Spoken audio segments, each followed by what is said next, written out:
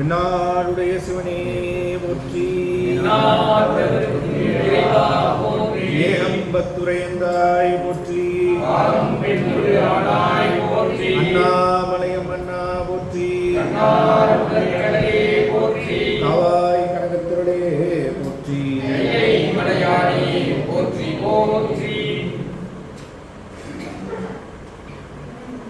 எல்லாம் அல்ல முருகப்பெருமானுடைய திருவருளினாலே கூடியிருக்கின்ற அடியார் திருவட்டமாவுடைய பொன்னார் திருவுடையற்கு அடியனுடைய சிறந்தார்ந்த வணக்கங்களை மீண்டும் தெரிவித்துக் கொண்டு,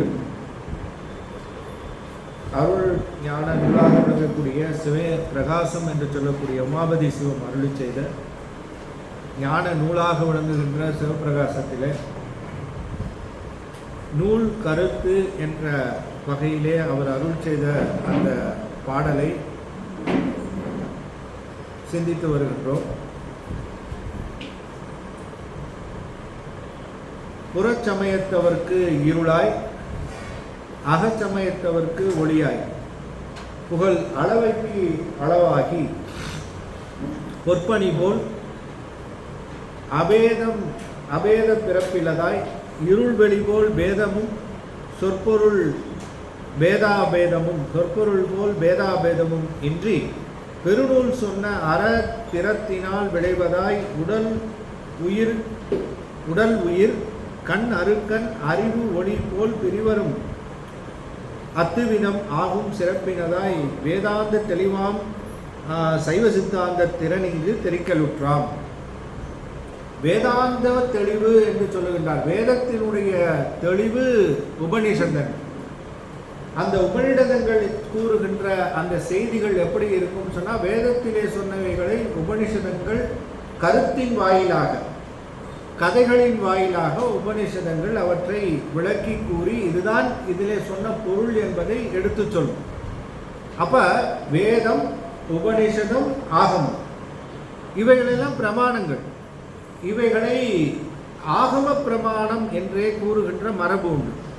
அளவையிலே காண்டல் அளவை, கருதல் அளவை, அப்புறம் உரை அளவை.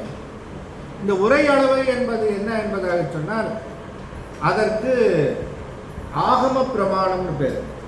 காட்சி அளவை என்பதற்கு பிரத்யட்ச பிரமாணம் அப்படின்னு. பிரமாணம் என்பது அளவை என்று தமிழிலே சொல்றோம் அளவை, அதை வடமொழியிலே பிரமாணம் என்று சொல்லுவார்கள். அப்போ அந்த அளவையில் காட்சி பிரமாணம், கருதல் பிரமாணம், உரை. இந்த உரை என்பது ரொம்ப முக்கியம். அந்த உரையை எப்படிப்பட்ட உரை என்பதாக சொன்னால் சித்தியாரில் சொல்வார், அதற்கு ஆப்த உரை என்று சொல்வார். ஆப்தர் என்பதாக சொன்னால் நம்பக்கூடியவர்கள், ஆப்த நண்பர். இவர் எனக்கு ரொம்ப ஆப்த நண்பர் அப்படின்னு சொன்னா என்ன அர்த்தம் சொல்றீங்களா இல்லையா?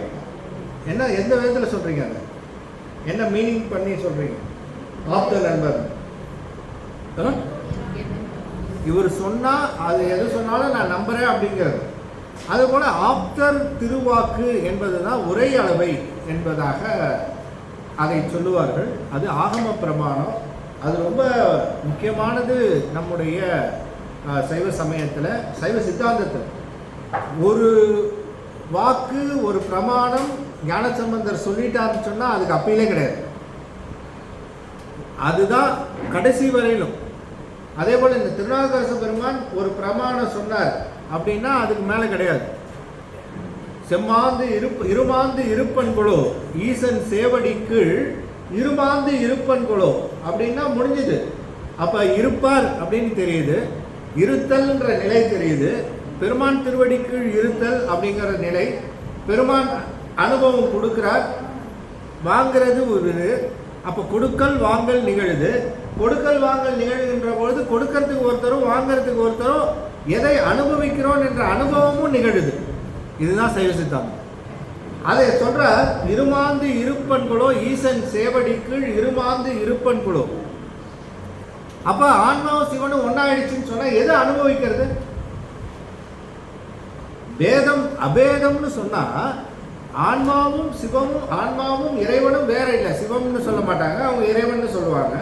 அப்போ ஆன்மாவும் இறைவனும் வேறன்னு சொன்னா, ரெண்டும் ஒன்றுன்னு சொன்னா, எது அனுபவிக்குது? அந்த அனுபவம் எங்க நிகழும்? ரெண்டு பேருமே ஒன்றுன்னு சொன்னா, அதனால அந்த அனுபவம் நிகழாமை பொருட்டும். அதுதான் அந்த அபேதத்தில் ப்ராப்ளம். அபேதம் அப்படிங்கிறதுல அந்த ப்ராப்ளம் வரதே எங்கன்னு கேட்டால், இது ரெண்டும் ஒன்று அப்படின்னு சொன்னால், பிரம்பால் அடித்தது யாரு அப்படின்னாலும் பிரம்மம். அடி வாங்கினது யாரு? பிரம்மம். பிரம்பு என்ன? பிரம்மம். பிரம்மத்தை அடிச்சது, பிரம்மத்தால் அடிச்சது. இது எந்த கதையில் போய் முடியுது? இது முடியாத இன்ஃபினிட் லூப் மாதிரி. அப்போ அனுபவம் நிகழணும்னு சொன்னால் பொருளிலிருந்து வேற இருந்தால் தான் அனுபவம் நிகழும். அப்போ ஆன்மான்ற ஒன்று உண்டு, இறைவன்ற ஒன்று உண்டு. இது ரெண்டுத்துக்கும் ஏதோ ஒரு பரிமாற்றம் நிகழுது, கொடுக்கல் வாங்கல் நிகழுது.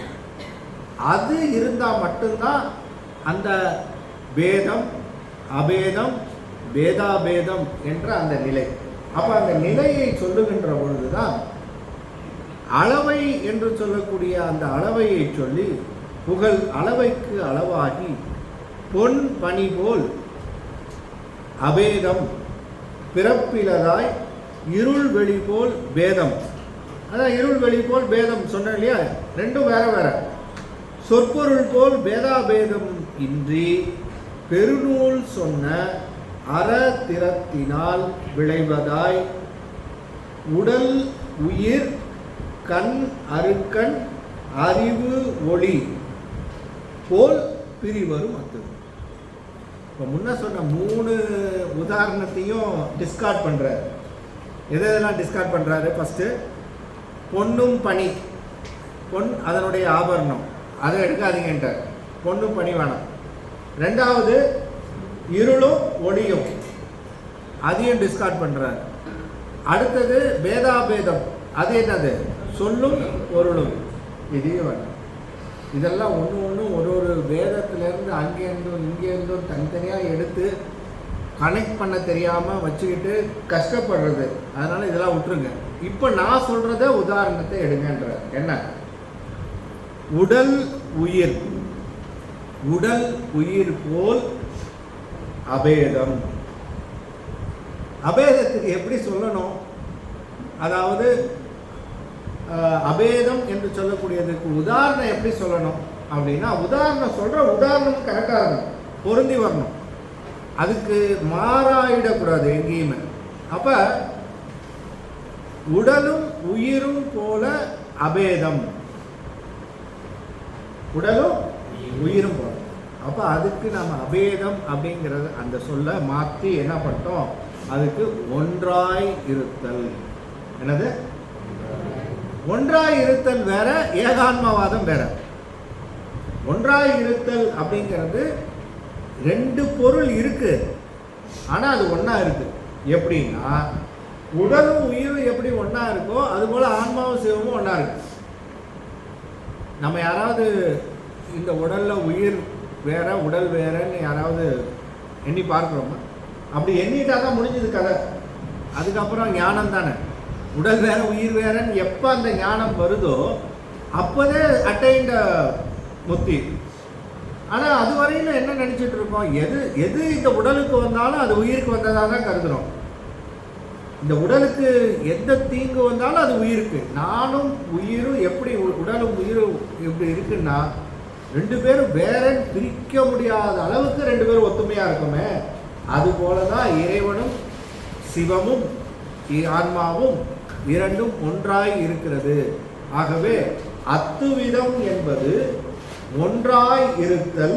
அந்த ஒன்றாய் இருத்தல் என்பது உடலும் உயிரும் போல ஆன்மாவும் சிவமும் ஒன்றாய் இருக்கிறது என்று சொல்லுங்கள். முதல் உதாரணம் இது அபேதம். அபேதம்ங்கிறதுக்கு என்ன ரீப்ளேஸ்மெண்ட்? மறந்துடக்கூடாது. அபேதத்தை ரீப்ளேஸ் பண்றாரு. அபேதம்னு யார் சொன்னது? யார் சொன்னது? எப்போ சொன்னது? யாரால் சொல்லப்பட்டது? இடம்பொரு ஏவல் அறிக்கை. ஏன்னா சாப்பிட்டு வந்ததுக்கு அப்புறம் ஒரு 4 கொஸ்டின் கேட்டாதான் சாப்பிட்டது அப்படியே சுற்றி போய் ஒரு கெமிக்கல் ரியாக்ஷன் ஆகி நீங்கள் ஒரு சுற்றில் நீங்கள் ஒரு cloud 9ல் இருப்பீங்க, நான் ஒரு cloud 10ல் இருப்பேன். இப்போ 2 பேர் 2 இடத்துல இருக்காமல் எல்லாத்தையும் மொத்தமாக இங்கே கூட்டணும். யார் சொன்னது? ஆதிசங்கரன். Very good. சரியாக சாப்பிடல நீங்கள்லாம். அப்போ ஒன்றாய் இருத்தல் அப்படிங்கிறது சைவம் சொல்லுது. அப்போ சைவம் சொல்கிறதுக்கான என்ன உதாரணம்? இதை நீங்கள் அப்படியே பிடிச்சிக்கிட்டீங்கன்னா அவ்வளோதான். சித்தாந்தம் அழகாக அப்படியே போயிடும். நீங்கள் வந்து எந்த இடத்துல எது கேட்டாலும் நீங்கள் பதில் சொல்லலாம்.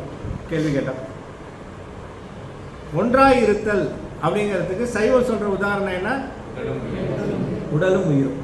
அவ எவ்வளோ அழுத்தமாக அற்புதமாக சொல்கிறாரு பாருங்க. நம்ம மெய்கண்டார் உமாபதி சிவம், மெய்கண்டார் சிவஞான சித்தியாரில் அருள்நந்தி சிவம் எல்லாம் சொன்னது தான். சரி, இப்போ ஒன்றாய் இருத்தல் உடல் உயிர்.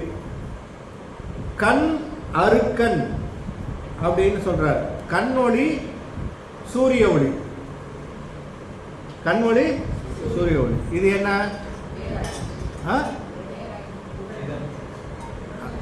சரி, வேற இருக்கு. அபேதமா பேதமா பேத அபேதத்துக்கா? கொஞ்சம் யோசிச்சு என்ன இருக்கிறது? 2 ஆன்சர். ஆனா பெண்ணா குழந்தை பிறந்ததுன்னா பாதி ஆண் சொல்றீங்க, பாதி பெண் சொல்லிட்டா, 2த்துல ஏதாவது சூஸ் பண்ணிக்கடா அப்படின்னு. பேதம் பேதம் தான் பாக்கி இருக்கு. அபேதம் முடிஞ்சிச்சு, நல்லா தெரியும் உங்களுக்கு. ரைட்டு. இப்ப கண் அருக்கன் அப்படிங்கிறது வேதாபேதம். சாரி, வேதம். வேதம் அப்படிங்கிற போது அதற்கு வேறாய் இருத்தல். இப்போ வேறாய் இருத்தல் அப்படிங்கிறது கண்ணுக்குன்னு ஒரு ஒளி இருக்கு, கண்ணொளி. ஆனால் கண்ணொளி மட்டும் இருந்தால் பார்த்தாது, சூரியனுடைய ஒளியும் வரணும், வந்து படணும். அது பட்டா மட்டும்தான் இந்த கண்ணொளியும் சூரிய ஒளியும் 2 சேர்ந்து பொருளை பார்க்கும் இல்லையா? சூரிய ஒளி இருந்தால் மட்டும்தானே தெரியுது பொருள். பொருள் தெரியுது எப்போ தெரியுது? சூரிய ஒளி. அப்போ சூரிய ஒளி மட்டும் இருந்தால் பார்த்தோம்னா, கண் குருடாக இருந்ததுன்னா குருடனுக்கு என்ன பார்வை இருக்குதா? இல்லைல்ல. அப்போ கண் ஒளி என்று சொல்லக்கூடிய கண்ணுக்கும் பார்வை அவசியம். வெளியில் இருக்கக்கூடிய சூரியனும் ஒளியும் தேவை. 2 சேரும்போது பொருள் தெரிவது போல இந்த ஆன்மா என்று சொல்லக்கூடிய ஆன்மாவிற்கு சிவம் என்பது வேறாக, எப்படி சூரிய ஒளி வேறாக இருக்கிறதோ அதுபோல ஆன்மாவிலிருந்து வேறாக இருந்து உணர்த்துவதினால் இந்த நிலைக்கு வேறாய் நிற்றல் என்ற நிலை உணர்த்துவதற்கு, ஆன்மாவுக்கு உணர்த்துவதற்கு வேறாய் நிற்கணும். அப்ப அது வேதம் என்பதை ரீப்ளேஸ் பண்றாரு. வேதம் என்பதை ரீப்ளேஸ் பண்ணி என்ன போடுறாரு? அபேதத்தை ரீப்ளேஸ் பண்ணி என்ன போட்டாரு? அப்ப வேதத்தை ரீப்ளேஸ் பண்ணி வேறாய். அப்ப அந்த வேதம் என்பதற்கு அவங்க சொன்ன இருள் ஒளி அந்தையும் டிஸ்கார்ட் பண்றாரு. எதை? இருளும் ஒளியும் அப்படிங்கிறது தான் பேதம் நினைச்சிட்டு இருக்கு. இருளும் ஒளியும் பேதம் இல்லை, கண்ணொளியும் அருக்கண் ஒளியும் என்பதுதான் இங்கே பேதம் என்பது. இப்படி எக்ஸாம்பிள் சொல்லு. அப்ப பாருங்க எவ்வளவு அந்த உதாரணம்ங்கிறது திருஷ்டாந்தம்னு பேரு. இந்த திருஷ்டாந்தம் ரொம்ப முக்கியம். ஏது எடுத்து சொல்லுகின்ற பொழுது ஒன்னொன்னா அந்த சூத்திரம், அந்த சூத்திரத்துக்கான ஏதுவை எக்ஸ்பிளைன் பண்றதுக்கு திருஷ்டாந்தம் சொல்லணும். இந்த திருஷ்டாந்தம் தான் எஃபெக்டிவா இருக்கும். அதுல கோட்டை விட்டோம்னா முடிஞ்சது கதை. இப்ப பொண்ணும் பணியும் போலன்னு சொல்லிட்டா பெரிய ஒரு ஹோல் டிராபேக் சர்ன்னு போயிடுச்சு அது. ஏன்னா வேதம் அப்படிங்கிற அபேதம் அப்படிங்கிற நிலையில அது அப்படியே அந்த அந்த உதாரணத்தை நீக்கினார் மெய்கண்டார். இப்ப பேதம் சொல்லிட்டாரு, அபேதம் சொல்லிட்டாரு, வேதம். இப்ப அடுத்தது பேதாபேதத்துக்கு என்ன சொல்றார்? அறிவு ஒளி போல் அப்படின்ற. அறிவு ஒளி போல். இப்ப அறிவு ஒளி அப்படிங்கிறது அறிவிலே, அதாவது கண் என்பது பொருளை காணுகின்றதுன்னு நீங்க சொல்றீங்க. ஆனால் அந்த பொருளை கண் காணலை, கண்ணுக்கு உள்ளே இருக்கின்ற அறிவு, ஆன்ம அறிவு இருக்கு இல்லையா, அதுதான் பார்க்குது. ஸோ கருவி அப்படிங்கிறது, கருவியினுடைய செயல் பார்த்தல் தான். ஆனால் அங்கே ஆன்ம அறிவே இல்லைன்னு சொன்னால் கருவியை வச்சுக்கிட்டு என்ன பிரயோஜனம்? அப்போ கண் என்பது காணுதல் என்ற தொழிலை செய்கின்ற பொழுது அதிலே உள்ளே இருக்கின்ற ஆன்ம அறிவு என்பது அந்த கண்ணிலே கலந்தால் மட்டும்தான் காட்சி நிகழும். ஆன்ம அறிவு கண்ணிலே கலத்தல், அந்த கருவியில கலத்தல். அது எப்படின்னா, கண்ணு பார்க்குது நீங்க சொல்றீங்க, ஆனா உள்ளுக்குள்ளே இருக்கக்கூடிய அந்த ஆன்மாவினுடைய அறிவு அதை துணை செய்ய கண் பார்க்குது. அப்ப கண்ணறிவும் அந்த ஒளி பார்க்கின்ற அந்த பார்வையும் எப்படி இணைந்திருக்கிறதுனா, ரெண்டும் உடனாய் நிகழணும். எப்படி நிகழணும்? உடனாய் நிகழும். இல்லைன்னு சொன்னா, அது பார்த்து முடிச்சதுக்கு அப்புறம் ஒரு 10 நிமிஷம் கழிச்சு இவர் காட்டினான்னு சொன்னா எல்லாம் லாகிங்கா போகும் இல்லையா? மேட்சே முடிஞ்சிருக்கும், லைவ் மேட்ச்சு. ஆனால் இந்த பக்கம் பார்த்தீங்கன்னா கடைசி 6 பால் போயிட்டுருக்கும். அவன் ஃபோன் பண்ணி சொல்லிட்டு இருப்பான், மேட்ச் முடிஞ்சிச்சு, வின் பண்ணிட்டேன். எங்கள் டிவியில் என்ன ஓடிட்டு இருக்கு மேட்ச்? இன்னும் உன் டிவியில் மேட்ச் ஓடிட்டு இருக்குன்னா என்ன காரணம் தெரியுமா? லாகிங். அதுக்கு பேர் லாகிங்கும். அப்போ லாகிங் வந்துருச்சுன்னு சொன்னால் என்ன ஆகும்? எல்லாம் கொலாப்ஸ் ஆகும். பார்த்த காட்சிக்கும் இதுக்கும் ரெண்டும் ஒரே நேரத்தில் நிகழணும். அப்போ ஆன்ம அறிவு தொழிற்படணும். ஆன்ம அறிவு தொழிற்பட்டு கண்ணில் பதியணும், கண்ணொளியில் பதியணும், கண்ணொளி சூரிய ஒளியில் பதியணும். இப்படி ஒளி எல்லாம் கரெக்டாக ஒரே நேரத்தில் உடனாக நிகழுதல், த சைமல்டேனியஸ் ரிலேஷன் அப்படிங்கிறது தான் உடனாய் நிற்றல் என்ற அந்த நிலை. அப்ப 3 ஒன்றாய் இருத்தல், எதுக்கு? வேறாய் நிற்றல், உடனாய் நிற்றல். உடனாய் நிற்றல் என்பது வேதா பேதம் என்பதை ரீப்ளேஸ் பண்ற உடனாய். இப்ப அமால்கமேஷன் 3த்தையும் கம்ப்ரஸ் பண்ற. ஒன்றாய் இருத்தல், வேறாய் இருத்தல், உடனாய் இருத்தல். ஒன்றாய், வேறாய், உடனாய் இருத்தல் என்ற 3த்தையும் அப்படி போட்டு 2 அப்படி ஒரு காம்பினேஷன் பண்ணா அதுக்கு பேர் தான் அத்துவிதம் அப்படின்னு ஒரு காம்பினேஷன். அப்ப அத்துவிதம் அப்படிங்கிறது என்ன அப்படின்னா, இறைவன் ஆன்மாக்களோடு தொடர்பு கொண்ட நிலை வெறும் வேதம் மட்டும் இல்லை. இறைவன் ஆன்மாக்களோடு தொடர்பு கொண்டிருக்கின்ற நிலை பேதாபேதம் மட்டுமல்ல. இறைவன் ஆன்மாவோடு தொடர்பு கொண்ட நிலை அபேதம் மட்டுமல்ல, அது ஒன்றாயும் வேறாயும் உடனாயும் நிற்றல் என்பதுதான் பிரிவரும் அத்துவிதம் என்ற கொள்கை சைவ சித்தாந்தம் காட்டுகிறது. இது புரிஞ்சுதா?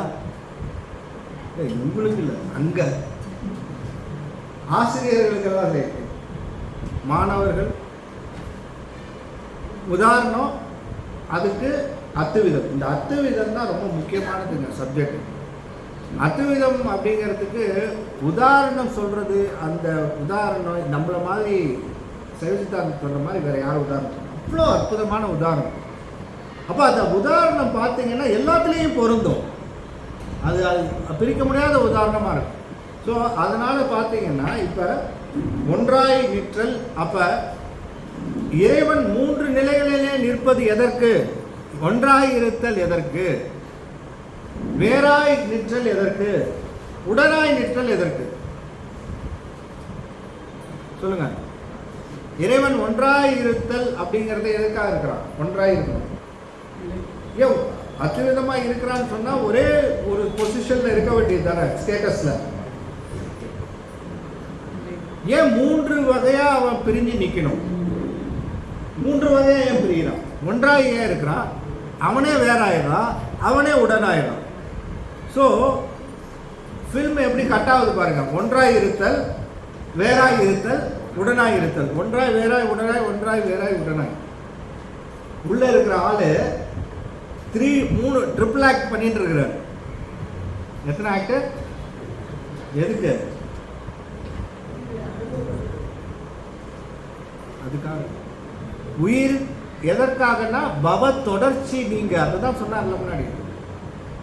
இதுக்கு அறிவை விளக்கிறதுக்கு பாருங்க என்ன பாடுபடணும். ஒன்றா இருக்கணுமா, வேறாய் இருக்கணுமா, அப்புறம் உடனாய் இருக்கணுமா, இப்படியெல்லாம் சேர்ந்து இந்த உயிருக்கு உயிராக இருந்து இந்த ஆன்மாவை உணர்த்துறான்னு சொன்னால் அவருடைய கருணை எப்படிப்பட்ட கருணை.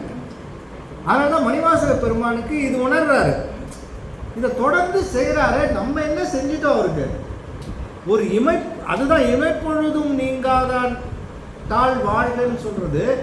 ஃப்ராக்ஷன் ஆஃப் செகண்ட் அது கூட அந்த இமைக்கும் நேரம் கூட அதை நிறுத்தாம ஒன்றாய் இருந்து வேறாய் இருந்து உடனாய் இருந்து ஒன்றாய் வேறாய் உடனாய் உடனாய் வேறாய் ஒன்றாய் காம்பினேஷன் மாறிட்டே இருக்கும். வேறாய் இருக்கும், உடனாய் இருக்கும், ஒன்றாய் இருக்கும், இல்லை ஒன்றாய் இருக்கும் வேறாய் இருக்கும் உடனாய் இருக்கும், இப்படி மாறி மாறி இருக்கும். ஒன்றாய் வேறாய் உடனாய் அப்படின்லாம் கணக்கு கிடையாது. திடீர்னு வேறாக இருப்பார், திடீர்னு ஒன்றாக இருப்பார். எப்படின்னு சொன்னால் நம்ம என்ன நினைக்கிறோன்னு அவருக்கு தான் தெரியும். நம்ம எண்ணம் பார்த்தீங்கன்னா மாறிக்கிட்டே இருக்கும், டக்கு டக்கு டக்கு டக்கு டக்கு டக்குன்னு. ஒரு சமயத்தில் இப்போ ஒன்று பார்த்துட்டு இருக்கோம், பேசிகிட்டு இருக்கோம், அதை நினச்சிட்டு இருக்கோம்னு சொன்னால் மல்டிபிள் ஆக்ஷனில் மல்டிபிள் எங்கேயா சுற்றிட்டு இருக்கும். இருக்கா இல்லையா? ஒத்துக்கிறாங்க. அப்போ இது நம்மளுடைய இயற்கை, ஆன்மாவுடைய இயற்கை கூட. நம்ம என்ன அதை கட்டுப்படுத்துகிறோமா? இல்லை, அது இல்லைன்னு சொல்லி நம்ம பொய் சொல்லக்கூடாது. ஏன்னு சொன்னால் ஆன்மாவினுடைய இயல்பு அப்படி, அதுக்கு கொடுத்துருக்கிற கருவி அப்படி, த ஸ்பீட் ஆஃப் தாட் அப்படிங்கிறாங்க. அப்போ அந்த எண்ணம் எவ்வளோ வேகமாக, மின்னல் வேகத்தில் இங்கேருந்து எங்கெங்கெல்லாம் பரவுது, எங்கெங்கெல்லாம் இருக்கு. இது அத்தனைக்கும் உடனாக அவரும் ட்ராவல் பண்ணணும். இதில் எது ஒன்று மிஸ் ஆனாலும் வினை கணக்கு மிஸ் ஆகும். அதுதான் பிரச்சனை. எங்கே பிரச்சனை வருதுன்னா, இது அத்தனையிலையும் அவர் இருக்கணுமா? ஒன்றாய், சரி கொஞ்ச நேரம் வேறாய் இருக்கிறதுக்கு லீவ் கொடுத்துருவோம், ஒன்றாய் உடனாய் மட்டும் இருப்போம், வேறாய் இருக்கிறதுக்கு கொஞ்சம் லீவ், வெக்கேஷன், உமாதேவியை கூப்பிட்டு கோவா வெக்கேஷன் போயிட்டு வரலாம் அப்படின்னு போகிறாரா? இல்லை உடனாய் இருத்தலை விட்டுட்டு போகிறாரா? இல்லை ஒன்றாய் இருக்கிறது இன்னும் கொஞ்சம் நாள் இவன் கூடவே இருந்து எவ்வளோ மாரடிக்கிறது அப்படின்னு இல்லாமல் கொஞ்ச நாள் தள்ளிட்டு போகிறாரு இல்லையே. அப்போ அந்த 3 தொழிலும் ஒன்றாய் இருத்தல், வேறாய் இருத்தல், உடனாய் இருத்தல், ஒன்றாய் இருத்தல், வேறாய் இருத்தல் நிகழ்ந்துகிட்டே இருக்க. அப்போ தொடர்ந்து அது நிகழ்கின்ற காரணத்தினால பெருமான் சொல்றார், அதற்கு பிரிவரும் அத்துவிதம். ஸோ இந்த பிரிவரும் என்பது ஏன் அத்துவிதத்துக்கு ஒரு அடைமொழி கொடுக்கிறார். யாரு? உமாபதி சிவம். உமாபதி சிவத்தினுடைய இந்த அடைமொழி இருக்க, இது முடிமணியான, இது வேற யாருமே சொல்லாத அத்துவிதம் சுத்தாத்துவிதம் அப்படிதான் நம்ம கேள்விப்பட்டிருக்கோம். அதாவது சுத்தாத்துவிதம் என்பதுதான் சைவ சித்தாந்தத்தினுடைய முடிவான தத்துவம். சுத்தம் அத்துவிதம், சுத்தாத்வைதம் என்பது. ஆனால் இவர் ஒன்று சொல்றார், பிரிவரும் அத்துவிதம். இந்த பிரிவரும் அத்துவிதம் இருக்க, underline by thrice, 4 times 5 times underline. இதுதான் அனுபவம், இதுதான் உமாபதி சிவத்தினுடைய குறிப்பு, இதுதான் சிவபிரகாசத்தினுடைய அடி நார் வேதம். அடி நாத வேதம் எங்கே வச்சிருக்காருன்னா, ஒரு சொல் பிரிவரும் அத்துவிதம். சரி, இப்போ இந்த பிரிவரும் அத்துவிதம் அப்படிங்கிறது எவ்வளோ எஃபெக்டிவானது? நான் சொல்கிறேன், நீங்கள் எழுதிக்கிறீங்க, அது ரைட்டு. பட் இது ஒரு பில்டப் பண்ணி சொல்லணும், இல்லை கொடுத்துட்டாங்க சிவபிரகாசம் 7வது பாடல் எப்போவுமே எல்லாரும் கொஞ்சம் எடுத்து சொல்கிறது தான் சரி. அது மாதிரி ஒரு ட்ரெடிஷ்னல் வேயாக எடுக்கிறதால இல்லை, அது மாதிரிலாம் ட்ரெடிஷ்னல் வேயாலாம் எடுக்கிறதே கிடையாது. என்ன அந்த பாட்டில் அவர் வச்சிருக்கிற உயிர் நாதம் எங்கே, அதை மட்டும் டச் பண்ணிட்டா போதும். மீதி எல்லா கதையும் நீங்களே படிச்சுக்கலாம். வீட்டுக்கு போனீங்கன்னா நீங்கள் ஒரு 2 நிமிஷம் அதுக்கு ஒதுக்குனீங்கன்னா அந்த பாடல் நிச்சயமாக புரிஞ்சிடும், யாராக இருந்தாலும். ஏன்னா அவ்வளோ அழகாக உரை இருக்கு. ஆனால் அந்த உரைக்கு உள்ள அந்த இடத்துல ஒரே ஒரு சொல் இருக்குது பார்த்தீங்களா, அது தலைமையில் வைத்து போற்றக்கூடிய, சைவத்திலே தலைமையில் வச்சு போற்றக்கூடிய ஒரு சொல் பிரிவரும் அத்துவிதம். ஏன் இந்த சொல்ல நான் அவ்வளோ சொல்கிறேன் அழுத்தமாக அப்படின்னா, இப்போ நான் சொன்னதுக்கான அதுக்கான பொருள் உங்களுக்கு சொல்லிட்டேன். ஒன்றாய் வேறாய் இருத்தலை பிரிக்க முடியாது.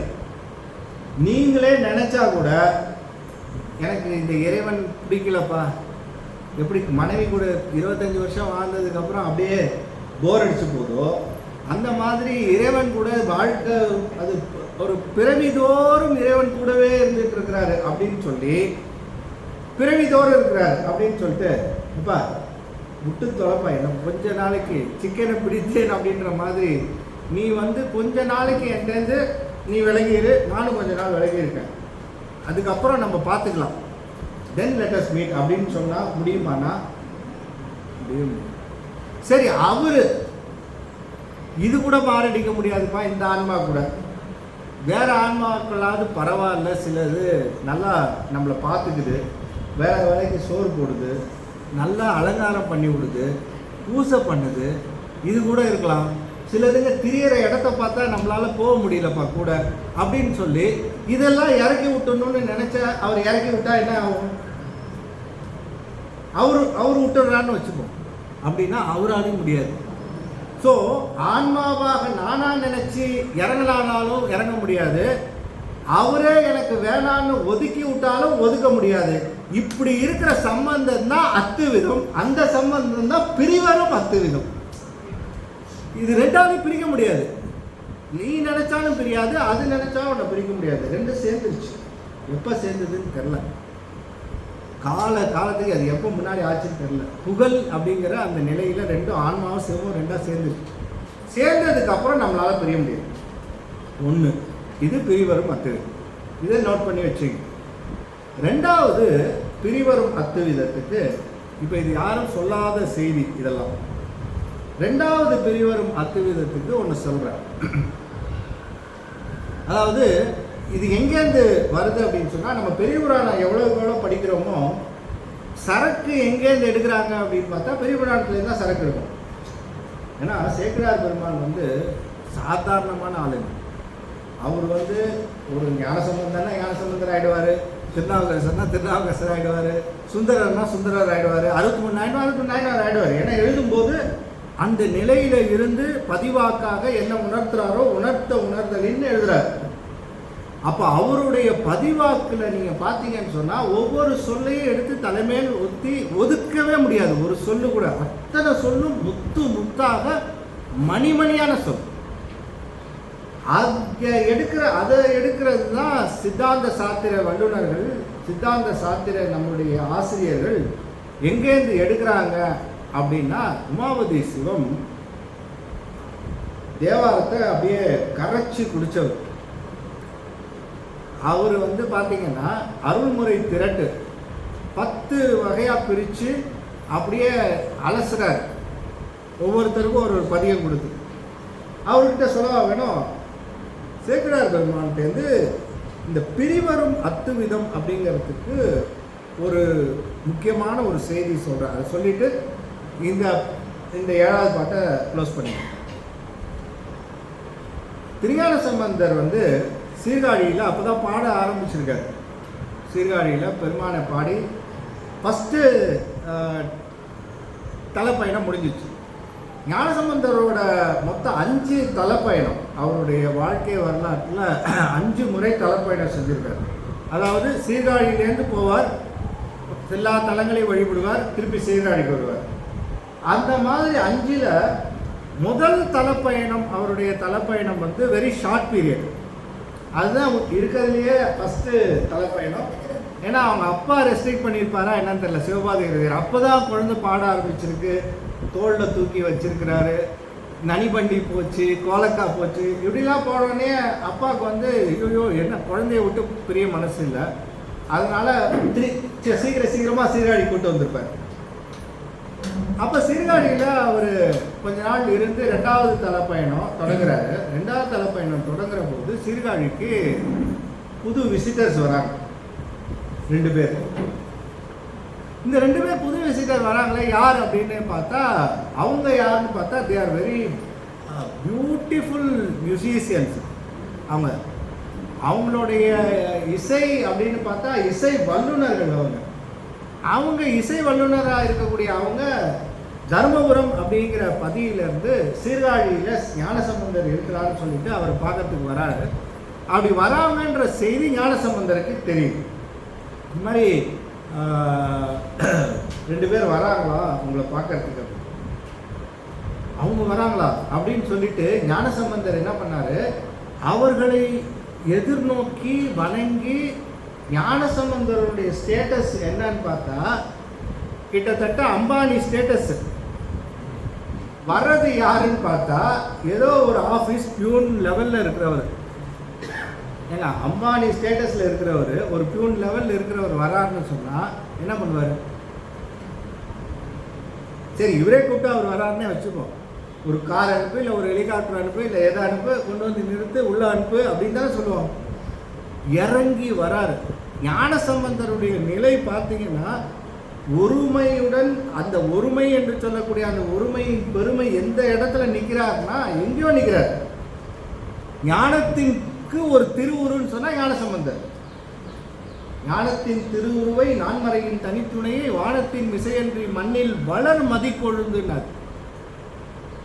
அப்படி இருக்கக்கூடிய ஞானசம்பந்தர் இந்த 2 பேர் வர்றவங்கள வரவேற்க போறாருன்னா எல்லாருக்கும் பக்கு பக்குனாச்சு. யார் அந்த 2 பேர் அப்படின்னு எல்லாம் ஆச்சரியமா பார்த்துட்டு இருந்தாங்க.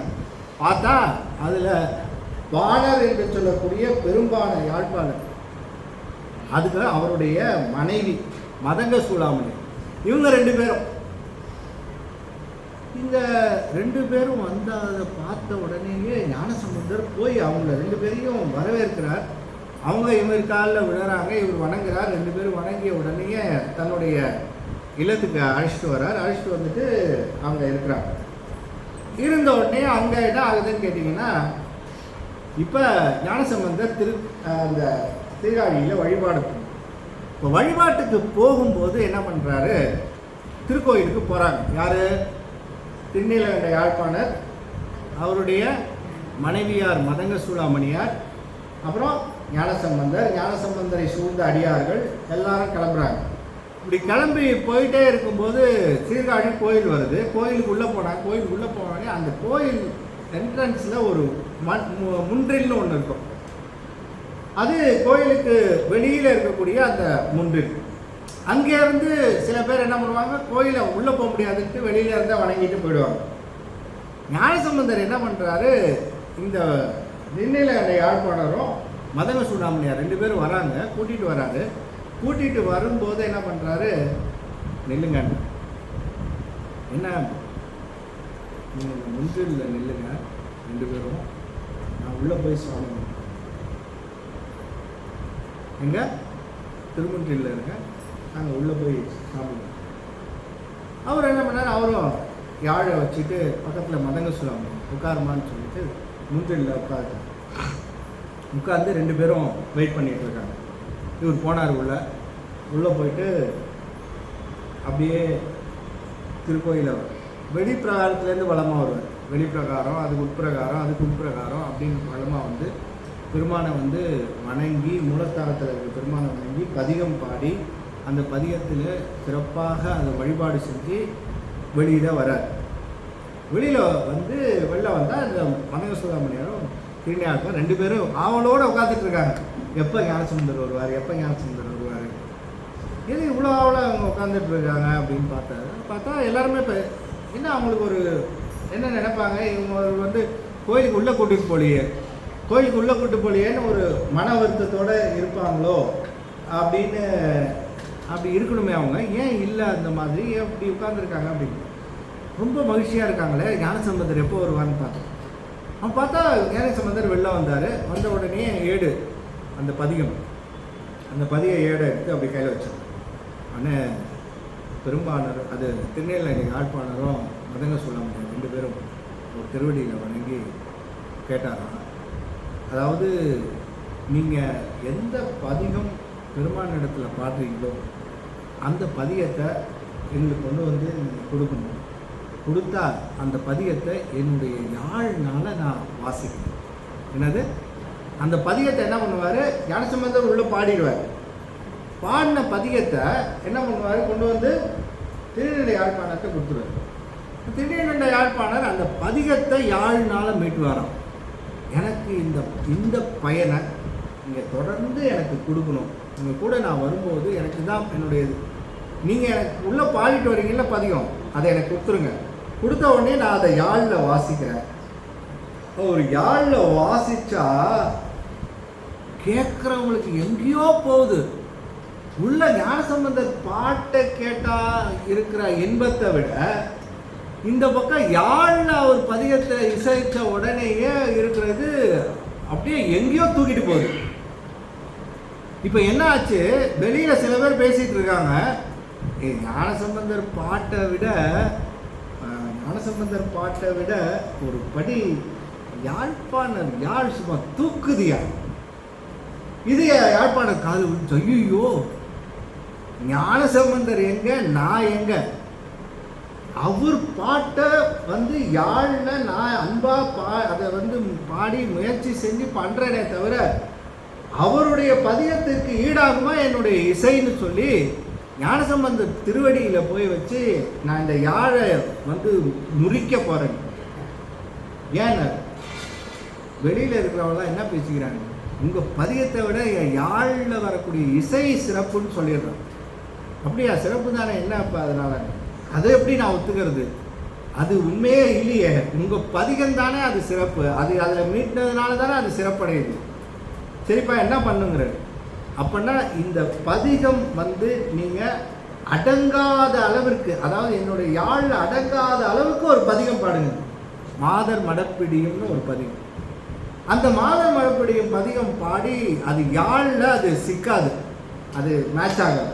அது மேட்ச் ஆகாத பதிகம் பாடினவொடனே ஐயோ இவர் யாழ் இவ்வளவுதானா, அப்போ இசை கருவிங்கிறது ஒரு கருவிப்பா, அவருடைய பதிகம் அப்படிங்கிறது அது அனுபவம், அது இதில் எவ்வளோ தூரம் முடியுமோ அவ்வளோதான் மேட்ச் ஆகுமே தவிர இதுதான் அது இராகாது, இது இதனோடு இணையாது அப்படின்னு சொல்கிறத மற்றவங்களுக்கு காட்டுவதற்காக யாழ்பூரி பண் அப்படின்னு சொல்லக்கூடிய அந்த பண்ணை அமைத்து பாடினார்.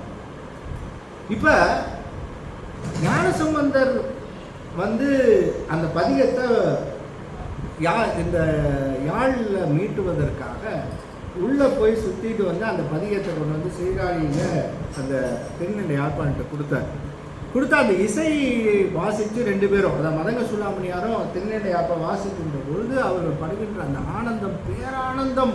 அப்படி அவங்களுக்கு என்னன்னா இந்த பதியத்தை கொடுத்துட்டா போதும்பா எனக்கு அப்படின்ற மாதிரி அதை யாழில் வாசித்து மீண்டும் மீண்டும் அந்த பதியத்தை அனுபவிக்கணும்.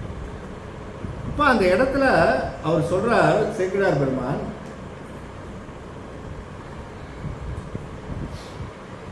இது என்னுடைய வாழ்நாளில் நான் கடைசியில் உங்களோட சேர்ற வரையிலும் எனக்கு ஒரு வேண்டுகோள். யாரு? திருநீலகண்ட யாழ்ப்பாணர் யார்கிட்ட வைக்கிறாரு? ஞானசம்பந்தர். நீர் அருள் செய்யும் அறிவறிய திருப்பதிகம், நீர் அருள் செய்யும் அறிவறிய திருப்பதிகம் இசை யாழில் 8 அடியேன், இசை யாழில் 8 அடியேன் பிரிவின்றி சேவிக்க பெற வேண்டும் என்றார். என்னவா? நீர் அருள் செய்யும் அறிவறிய திருப்பதிகம் இசை யாழில் 8 அடியேன், நீர் அருள் செய்யும் திருப்பதிகம் இசை யாழில் 8 அடியேன் என்ன கேட்கிறாரு? பிரிவின்றி சேவிக்க பெறுதல் வேண்டும். பிசிக்கலாவா மென்டலாவா? உள்ள போகும்போது இவர் என்ன பண்றாரு? முன்றில்ல தான் நிறுத்துறாரு. இப்ப இவர் வேண்டுகோள் எப்படி இருக்குன்னா, உன்னுடைய திருப்பதிகத்தை இசை யாழில் 8 அடியே என்ன சேவிக்க பெற வேண்டும்? என் மூலத்தாளத்துல நீ நானும் பிரிவு இல்லாம 2 பேரும் ஒன்னா சேர்ந்து போய் உள்ள சாமி கும்பிடலாம, என்ன நீங்க வெளியில நிறுத்திட்டு போறீங்களே. எங்க திருமுன்றிலேயே அவரை நிறுத்திட்டு இவர் உள்ள போறது, பெருமானை வழிபடுறது, திரும்பி வர்றது, பதியத்தை கொடுக்க வேண்டியது, யாழில் வாசிக்க வேண்டியது, இப்படி போகணும். இதுதான் இப்போ நடந்துட்டு இருந்ததா? இப்படி நடந்தோடனே அவர் என்ன ஃபஸ்ட்டு நடந்தோடனே கேட்குறாரு, ஃபஸ்ட்டு இன்சிடென்ட் நடந்தோடனே இதுதான் நடக்க போகுதுன்னு தெரிஞ்சு போச்சு. மாடல் இதுதான் இனிமேல் ரொட்டீன். அவர் உள்ளே போவார், நான் முன்றில் இருக்கணும், நானும் மதங்க சுலாமணியாரும், பதிகம் உள்ளே பாடப்படும், வெளியில் வரும் பதிகம் தபாலில், வந்ததுக்கப்புறம் ஏட்டில் வந்தோடனே டக்குன்னு அதை யாழில் அமைச்சு பாடணும். இதுதான் மாடல். அது வந்த உடனே ஃபஸ்ட்டு அந்த மாடல் அது கிரியேட் ஆன உடனேயே என்ன வைக்கிறாருன்னா பிரிவின்றி சேவை. இப்போ கான்ட்ராடிக்ஷனாக இருக்குது. என்ன இருக்குது கான்ட்ராடிக்ஷன்னா, நீ என்னை உள்ளே கூட்டு போயான்ற மாதிரி இருக்கு இல்லையா? இல்லையா?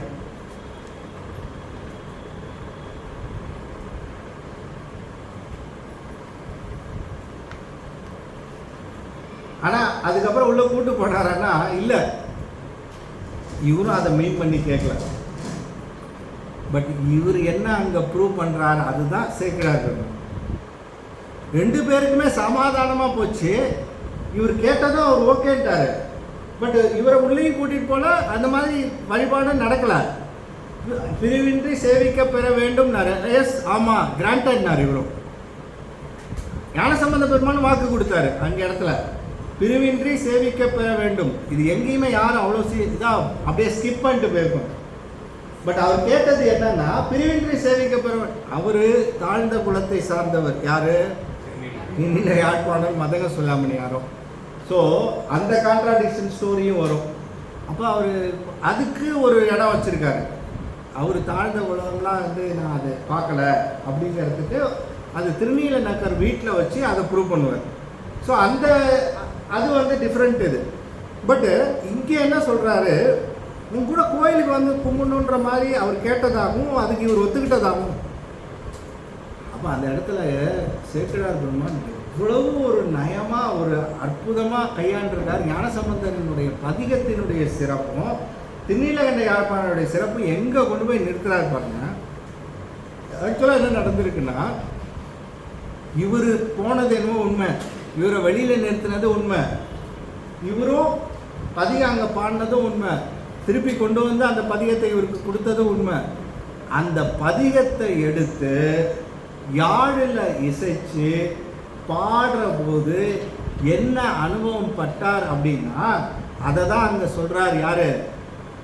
திருநீல யாழ்ப்பாணர். யார்கிட்ட? ஞானசம்பந்தர்கிட்ட. அப்பா, உள்ள நான் உங்கூட வந்திருந்தா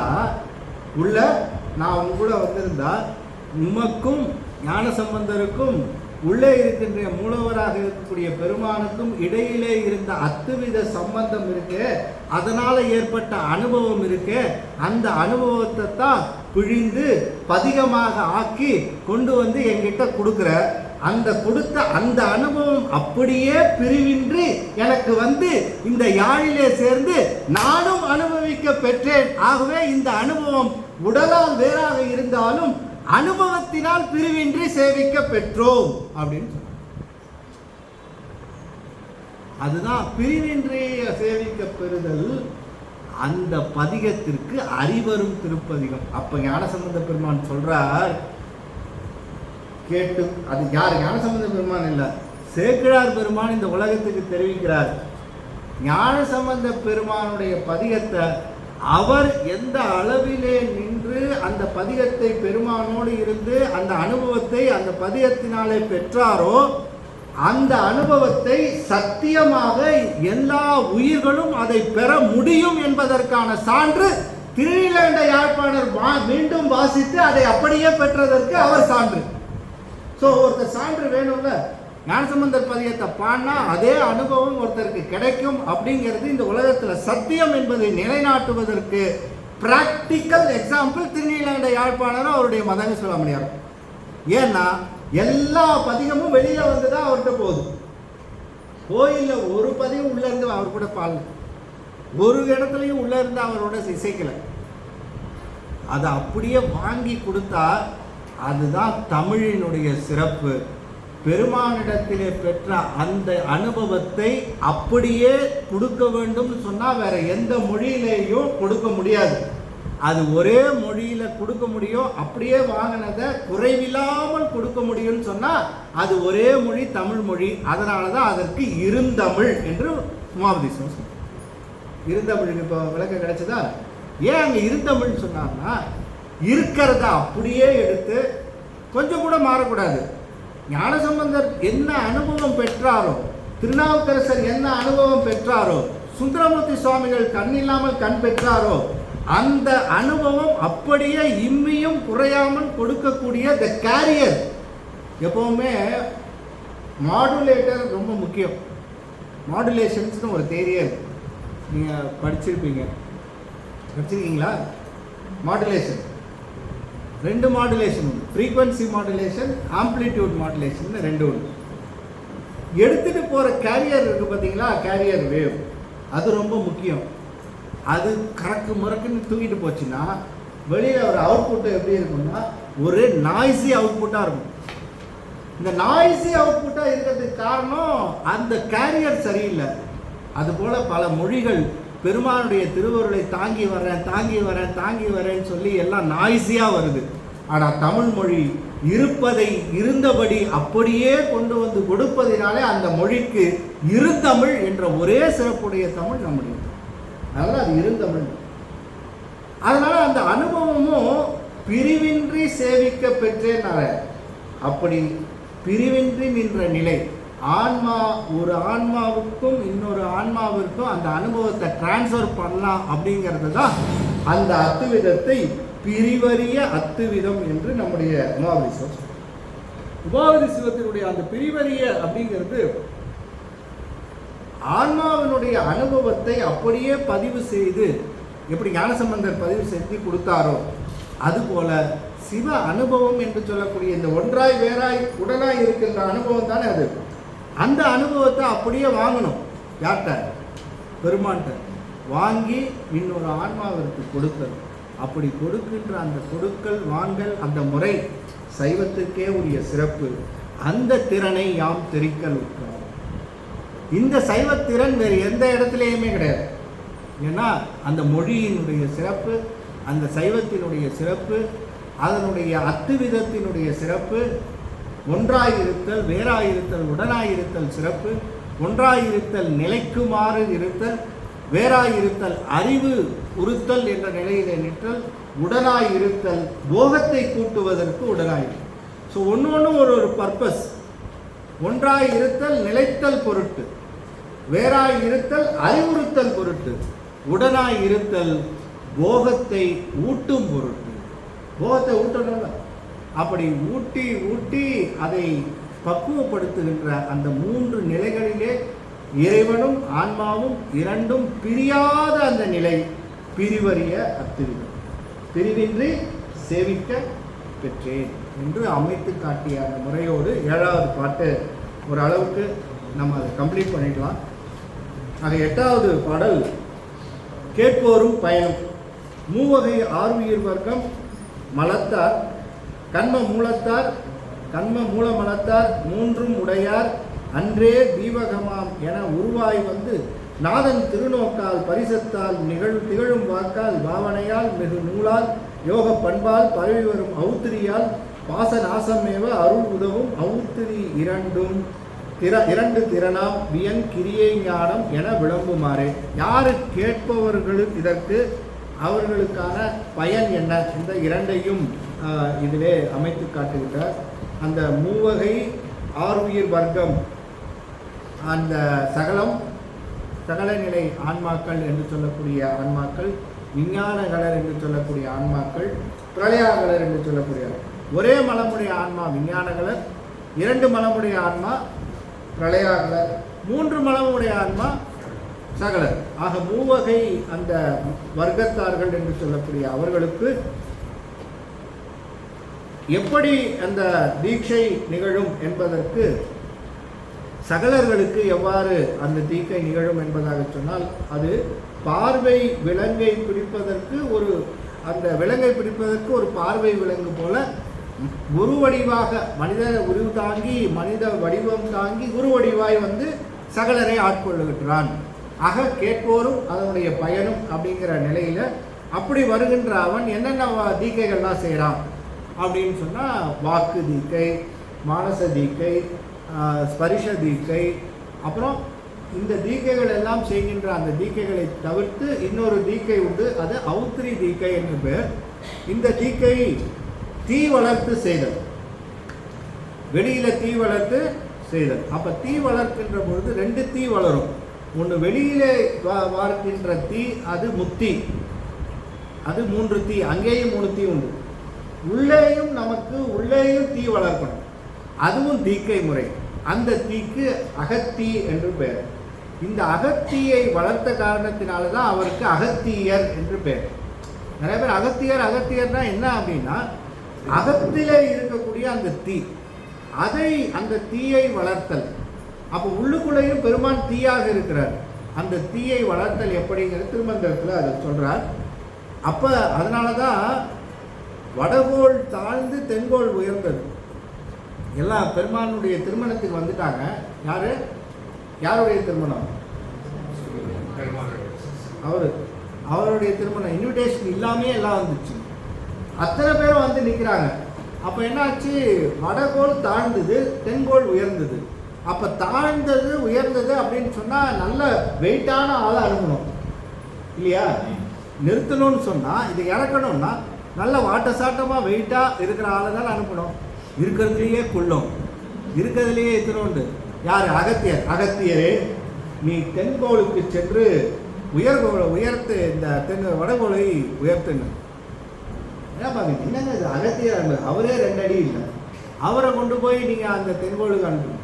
அப்போ அந்த தவம் பாருங்க, அகத்தியின் தீ என்று சொல்லக்கூடிய அகத்தியின் தீயை வளர்த்ததுனால அது அகத்தியர்னு திருமூலரே சொல்றார். அப்போ அந்த அவுத்திரி என்று சொல்லக்கூடியது தீ, அது 2 தீ 2 முறையாக வளர்க்கப்படுகின்றது. நீங்கள் வெளியில் மட்டும் வளர்க்காதப்பா, உள்ளேயும் வளர்க்கணும். ஆக அந்த உள்ளே வளர்க்கின்ற அந்த தீயையும் சொல்லி அதை அமைக்கிறார். நோக்கம், பரிசம், வாக்கு, பாவனை, நூல், யோக பண்பு, அவுத்திரி என்ற 7 தீக்கை. 7 உங்களுக்கு அதில் என்னென்னு இருக்குது, அதை கொஞ்சம் வீட்டில் போய் படிங்க. தீக்கை என்பது 9வது விரும்பிய மந்திர அதிகாரம், அர்ச்சனா அதிகாரம், மேவும் யோக அதிகாரம் என சமய விசேடம் வரும் பொருவில் நிர்வாணம், மந்திரங்கள், பதங்கள், வண்ணங்கள், கோணங்கள், தத்துவங்கள், கலைகள், இறங்கு அடைவில் தொகை 11, 81, 51, 224, 66, 5 பரந்த நெறி 60 ஒருவி நினைவு அறிதாம் பரவத்துள் உயிர் விரவ பயிற்றும் அன்றே அப்படின்னு சொன்னார். ஆக தீக்கை அப்படின்னு சொல்லுவது மலத்தை கெடுத்து ஞானத்தை கொடுத்தல் தீக்கை. மலத்தை கெடுத்து ஞானத்தை கொடுத்தல், அதுதான் தீட்சை. இப்போ தீட்சை வாங்கிறதுன்னு சொன்னால் என்ன அப்படின்னா, என்னுடைய மலம் கெடுதல் வேண்டும், அப்புறம் ஞானம் பெறுதல். அதுக்கு தான் நம்ம தீட்சை வாங்கணும். அப்போ தீக்கை வாங்குவதிலே 3 வகை. என்ன? சமய தீக்கை, விசேட தீக்கை, அப்புறம் அப்போ சமயம், விசேடம், நிர்வாணம் என்ற 3 வகையான தீக்கைகள். எப்படி கொடுப்பாருன்னா, சமயம் கொடுத்துட்டு சமயம் பார்த்துட்டு இருப்பார். எதுக்கு? விசேடம் கொடுக்குறது. சமயத்தை கொடுத்த உடனே அடுத்த நாளே போயிட்டு விசேடம் கொடுக்கணும், முடிஞ்சு போச்சு. அடுத்தது நிர்வாண தீட்சை. இப்படி என்ன எக்ஸ்பிரஸ் வேலை என்ன இதுனா பிளிங்கிட் சர்வீஸாக இது. டக்குன்னு 2 நிமிஷம் 1 நிமிஷத்தில் ஆர்டர் பண்ண உடனே வந்து நிற்கிறதுக்கு. தீட்சை அப்படிங்கிறது அதில் பழகணும், அதில் மனசை செலுத்தணும், மனம் எந்த அளவுக்கு அதில் கட்டுப்படுதுன்னு பார்க்கணும். அப்போ அந்த தீக்கை முறையிலே அந்த மந்திரத்திலே நின்று நின்று நின்று நின்று அதில் பழக என்ன ஆகும்? பக்குவம் அடையும். பக்குவம் வந்தோடனே என்ன பண்ணுவார்? அடுத்ததான் விசேஷ தீட்சை அப்படின்னு. அப்போ அதற்கு அந்த அர்ச்சனை அதிகாரம் என்று சொல்லக்கூடிய அந்த அதிகாரம் கிடைக்கும். அதன் பிறகு நிர்வாணம் என்று சொல்லக்கூடிய அந்த தீக்கை, அது தீவிர சத்தினிபாதம் அப்படிங்கிறவங்களுக்கு அந்த தீக்கையை கொடுக்குறார். இது முத்தியை கொடுக்கின்ற தீட்சை. அது நேரடியாக இந்த நிர்வாண தீட்சை ரொம்ப வலிமை உடையது. அது அவ்வளோ சீக்கிரம் கிடைக்காது அந்த தீக்கை. அதை இந்த 3 வகையான தீக்கையை இந்த ஆன்மா பெற வேண்டும் என்று அமைத்து 4 நெறிகள், கிரியை என மருவும் அவை யாவும் ஞானம், கிடைத்தற்கு நிமித்தம் என கிளக்கும் உண்மை சரியை கிரியா யோகத்தன்மையோர்க்கு சாலோக சாமீப சாரூபங்கள் மருவியிடும் உயர் ஞானம் 2ஆம் மாறா மலம் அகலாத மண்ணு போத திருவருள் ஒன்றதனை தெளிய ஓதும் சிவாகமம் என்று உலகறிய செப்பு நூலே என்று சொல்லி சரியை, கிரியை, யோகம், ஞானம் என்பதிலே சரியை என்பது உபாயச்சரியை, உபாய கிரியை, உபாய யோகம், உபாய ஞானம் என்று ஞானம் பிரியும். அதன் பிறகு உண்மை சரியை, உண்மை கிரியை, உண்மை யோகம், உண்மை ஞானம். ஸோ உபாயம் உண்மை அப்படிங்கிறது, உபாயங்கிறது ஏதோ ஒன்று எதிர்பார்த்து செய்கிறது. உண்மைங்கிறது எந்த விதமான எதிர்பார்ப்பும் இல்லாமல் அதை பெறுவது. அப்போ தொடங்கிறது எப்படி தொடங்கணும் அப்படின்னு சொன்னால் உபாயத்தில் தான் நம்ம தொடங்கணும். ஏன்னா உண்மையில் நம்ம அதை உடனே அந்த நிலைமைக்கு வராது. ஆகவே கிட்டத்தட்ட 4 × 4 எத்தனை, 16 படி. உண்மையும் உபாயமும் சேர்த்து எத்தனை, 16 படி. உண்மையாக தாண்ட வேண்டியது 4 படின்னு நம்ம நினச்சிட்டு இருந்தாலும் ஆக்சுவலாக பார்த்தீங்கன்னா எத்தனை படி, எத்தனை, நமக்கு 16 தான் படி, 18.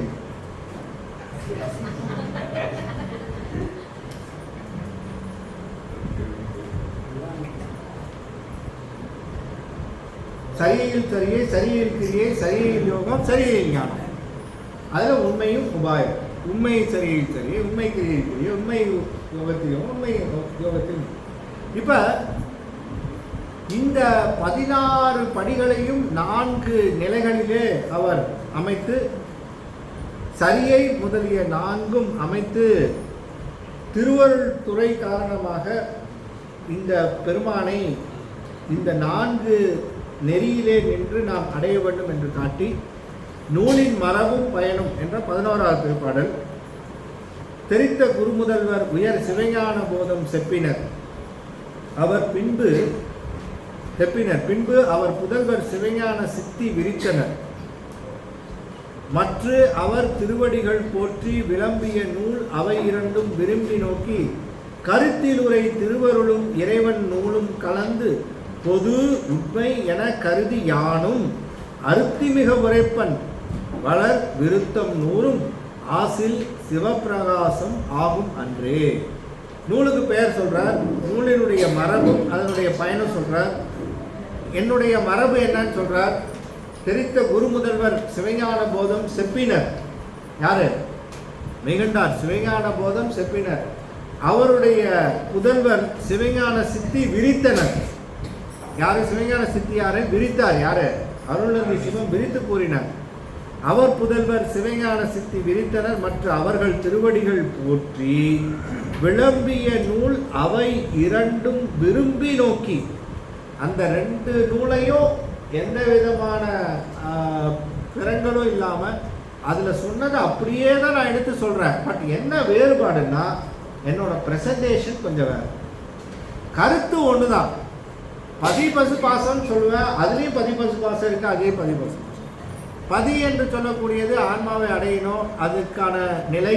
ஆன்மாவில் இருக்கக்கூடிய அழுக்கு நீங்கணும், இருள் நீங்கணும், அதாவது பாச நீக்கம் நிகழணும். அதை தான் அவங்களும் சொல்லியிருக்காங்க, நானும் அதை தான் சொல்ல போகிறேன். சிவப்பேறு அடையணும், அதே தான் நானும் அவங்களும் சொல்லி நான் சொல்கிறேன். என்ன, அவங்க சொன்ன முறையிலேருந்து அப்படி மாற்றி ப்ரெசன்டேஷன் மாத்திரனே தவிர கருத்து ஒன்று தான் அப்படின்னு. ஸோ அந்த நிலையில் சிவபிரகாசம் பார்த்தீங்கன்னா இப்படி சொல்லிட்டார்ல, இதுதான் ஒரு கார்பெட் ஒன்று விசிட்டர் பிளாட்ஃபார்ம்.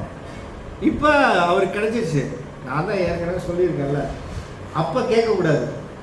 சிவஞான போதத்தில் இப்படி சொல்லியிருக்காரு, நீங்கள் அப்படின்னு எவனும் நிற்கக்கூடாது தலையை சொரிஞ்சிட்டு. சொல்லியாச்சு. எங்க நூலை தொடங்கிறதுக்கு முன்னாடி என்ன சொன்னேன் பாத்தியா? பார்த்தேன். என்ன சொல்லியிருக்க? அவங்க சொன்னது தானே சொல்கிறேன்னு. ஆமாம், கலந்து. அப்போ சிவஞான போதம் சிவஞான சித்தியார் 2த்துலேருந்து நான் விலகலைன்னு சொல்லிட்டார். அதுதான் அப்படியே நடத்தும். பட் என்னோட presentation, way of presentation is different. அப்போ எப்படி கொடுக்குறேன் அப்படின்னா, அதுக்கும் சொல்லிடுறாரு. கருத்தில் உரை திருவருளும் இறைவன் நூலும் கலந்து பொது உண்மை என கருதி யானும். என்னுடைய கருத்திலே இறைவன் திருவருள் கலந்து நிற்கின்றது. அப்போ இறைவன் திருவருள் கலந்ததுன்னு சொன்னாலே அப்போ என்ன சொல்லணும்? அதுக்கு மறுபேச்சு கிடையாது. திருவருளால் உரைக்க பெற்றேன் ஞானே, முடிஞ்சது. அருளால் இருக்க பெற்றேன் ஞானே, முடிஞ்சது. அதுக்கப்புறம் ஆராய்ச்சி பண்ணிட்டு இருக்கிறது. ஏன் அவர் விக்குச்சின்னு சொன்னார்? விக்கினேன் வினையேன். அப்போ தண்ணி குடிக்கலையா? ஏன் வந்து அவருக்கெல்லாம் விக்கல் வருமா? மணிவாசக பெருமான் கேட்கக்கூடாது. வழங்குகின்றாய்க்கு உன் அருளார் அமுதத்தை வாரிக்கொண்டு விழுங்குகின்றேன் விக்கினேன். அப்போ அருள் நிலையில நிற்கின்ற பொழுது அறிவு நிலை சார்ந்த கேள்விகள் அங்கே வரக்கூடாதுங்கிறது. அதுக்கு தான் சொல்றார், திருவருளால் நெருக்கப்பெற்றேன், திருவருளால் கருத்தில் வைத்தேன். ஏன் அவ்வளோ தூரம் இவங்க சொல்றாங்கன்னா, இதெல்லாம் என் அறிவை கொண்டு நான் பண்ணதெல்லாம் வேற நூல்கள், அது வேற இருக்கு. இப்போ மறைஞான சம்பந்தர் எப்பொழுது என்னுடைய குருவாக வந்து எனக்கு அருள் புரிந்தாரோ அப்போ எல்லாம் கம்ப்ளீட்லி சேஞ்ச். இப்போ வர்றது எல்லாமே அவர் வழியா வர்றது. யார் வழியா? அவருடைய குரு. இப்படி வந்து அவங்க கொடுத்த அந்த செய்தியை தான் நான் இப்போ சொல்ல போறேனே தவிர, அனுபவமா சொல்றேனே தவிர, இது என் அறிவை துணை கொண்டு நான் படித்ததை வச்சு, ஆகமங்கள் எல்லாம் நான் படித்ததை வச்சு சொல்லலேன்ட்டார். யாரு? உமாபதி சிவம். அப்போ நூல் எப்போ எந்த கேர்ஃபுல்லாக நம்ம அந்த நூலை அணுக வேண்டும் என்பதையும் சொல்றார். கருத்திலுரை திருவருளும் இறைவன் நூலும் கலந்து, இது என்னது? கருத்திலுரை திருவருளும் இறைவன் நூலும் கலந்து. அப்ப சிவபிரகாசத்துல என்ன கலந்துருக்கு? பால்ல போன்விட்டா கலக்கிற மாதிரி, காம்ப்ளான் கலக்கிற மாதிரி சிவபிரகாசத்துல என்ன கலந்துருக்கு? பாருங்க. அப்ப அப்படிப்பட்ட நூலை நம்ம கையில வச்சிருக்கிறோம், அதை படிக்கிறோம்னு சொன்னா தலைமையில் வைத்து காக்கணும். உண்மையிலேயே அது வந்து நமக்கு கிடைத்த பேர். எந்தோ ஒரு பிறவியில் நம்ம புண்ணியம் செஞ்சுருக்கோம். அந்த புண்ணியத்தின் காரணமாக நமக்கு இந்த நூலை தொடர்றதுக்கே ஒரு வாய்ப்பு கிடைக்கும். படிக்கிறதெல்லாம் அப்புறம், புரிஞ்சுக்கிறதெல்லாம் அப்புறம். நூலை கையில் வச்சுட்டு வாங்கிட்டு போய் வீட்டில் வச்சாலே போதும். தலைமாட்டுக்கு அடியில் வச்சா தலையில் ஏறுமா அப்படின்னு அம்மா கேட்பாங்கல்ல, இது ஏறும்.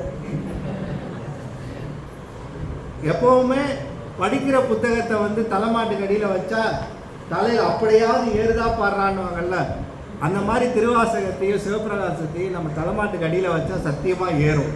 நீங்கள் இனிமேல் சொல்லலாம், ஏன் தலைமாட்டுக்கு அடியில் பார்த்து நான் படித்து ஏற்றிக்கிறதுக்கு விரும்பல, தலைமாட்டுக்கு அடியில் வச்சா அதுவாக ஏறும் அப்படின்னு சொன்னால் நிச்சயமாக ஏறக்கூடிய ஒரு நூல்னு சொன்னால், ஏன்னா நம்ம தொட்டாலே அது மணக்கக்கூடிய நூல், சிவமணம் கமடும் நூல் சிவபிரகாசம். அதுபோல் திருவாசகம்.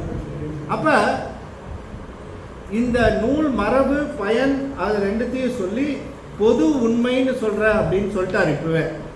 அப்போ பொதுவாகவும் உண்மையாகவும் சொல்ல போகிறேன். பொது அதிகாரத்துக்கு 50 பாட்டு, அதில் 11 பாட்டு இதுக்கே கொடுத்துட்டேன். உண்மைக்கு 50க்கு 50. இங்கே என்ன பண்ணிட்டாரு? ஏன்னா இந்த பாயிரம் சொல்லணும்ல, அவரே அப்படி சொல்லும்போது நான் சொல்லக்கூடாது. நூல் ஆசிரியர் பாயிரத்துக்கு இவ்வளோ நேரம் எடுத்துக்கிட்டாரா இல்லையா? ஒத்துக்கிறீங்களா இல்லையா? சரியாக தான் ஆட்டுங்கள, பாதி ஆட்டுறாங்க. அது உண்மை. அது வந்து நானும் எவ்வளோ கஷ்டப்பட்டு முருகனையாட்ட வந்து பர்மிஷன் வாங்க, ஒரு 25 10 மாற்றலான்னா, நீங்கள் ஆடுற ஆட்டத்தை பார்த்தா அது 25-30 ஆகும் போது. அவையடக்கம் எப்பவுமே நூலாசிரியர் செய்வது மரபு. அப்படி அந்த அவையடக்கம் சொல்கிற போது இவர் தனியாக சொல்கிறார், தொன்மையவாம் என்று எவையும் நன்றாக, இன்று தோன்றிய நூல் என்றும் எவையும் தீதாக, துணிந்த நன்மையினால் நலங்கொள் மணி பொதியும் அதன் களங்கம் நவையாகாதென உண்மை நைந்திடுவர். நடுவாம் தன்மையினால் பழமை அழகு ஆராய்ந்து தரிப்பர். தவறு நலம் பொருளின்கண் சார்பு ஆராய்ந்து அறிதல் இன்மையினார் பலர் புகழில் ஏத்துவர். ஏதிலர் உற்று இகழ்ந்தனரேல் இகழ்ந்திடுவர் தமக்கென ஒன்றிலரே. இந்த இதில் ஒருத்தரை பற்றி எனக்கு கவலையே இல்லைன்னு. யார் அவர் அப்படின்னா, தமக்குன்னு ஒரு குறிக்கோளும் அறிவும் இல்லாதவன் பேச்ச நான் ஒரு பொருட்டாவே கருதலைங்க. அவங்கெல்லாம் யார் என் நூலை பற்றி கமெண்ட் பண்ணுறதுக்கு? அவங்கெல்லாம் வந்தால் அவங்கெல்லாம் இந்த நூல் எப்படி இருக்குது, அப்படி இருக்குது, இதை எப்படி செஞ்சுருக்கலாமே, இவனே எப்படி சொன்னார் அப்படின்னு இந்த கேள்வி கேட்குறதெல்லாம் தனக்குன்னு ஒரு குறிக்கோள் வேணும். குறிக்கோள் இல்லாது கெட்டேன்.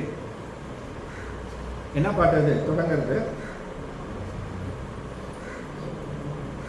கோதைமார் பாட்டை எங்கேயோ கொண்டு போறாரு. சாப்பிட்டோம் ரைட்டு மதியானம். அதுக்கு நீங்க குறிக்கோள் இல்லாது கெட்டேன்னு சொன்னார்ல அப்பர். பாலனாய் கழிந்த நாளும் யார் சொன்னது? இல்லைங்க, கரெக்ட் ஆன்சர். எப்போ ஆன்சர் தப்பா இருந்தாதான் இவர் சொன்னாரு காமிக்கணும். அது ஏபிஎஸ் சொல்றது வந்து சொன்னீங்களா நீங்க? இல்ல, அது அவங்க சொன்னது கரெக்ட். பாலனாய் கழிந்த நாளும் பனிமலர் கோதைமார் மேலனாய் கழிந்த நாளும், அப்புறம் மெலிவொடு மூப்பு வந்து கோலனாய் கழிந்த நாளும் குறிக்கோள். நல்லா சத்தமா ஒரு தடவை அம்மையார் பாடுவாங்க, திருப்பி எல்லாம் பாடுங்க.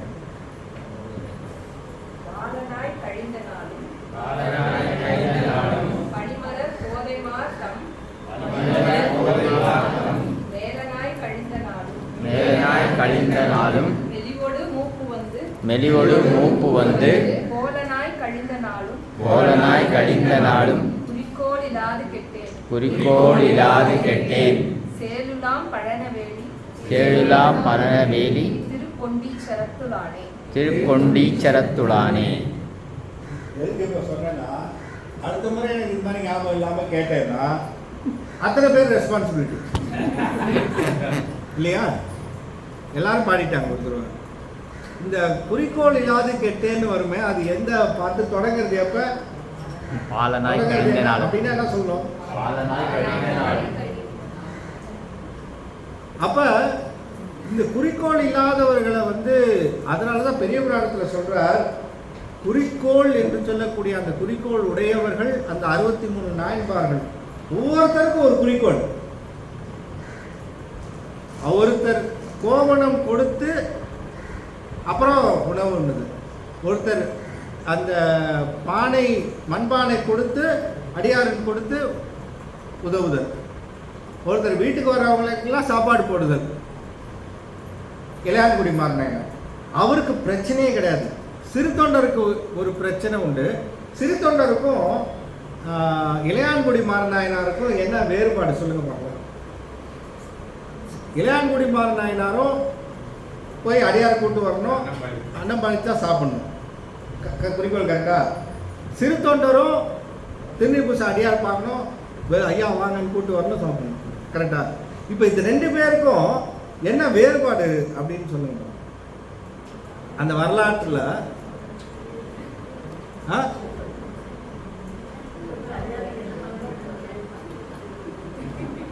புரியலமா என்னது?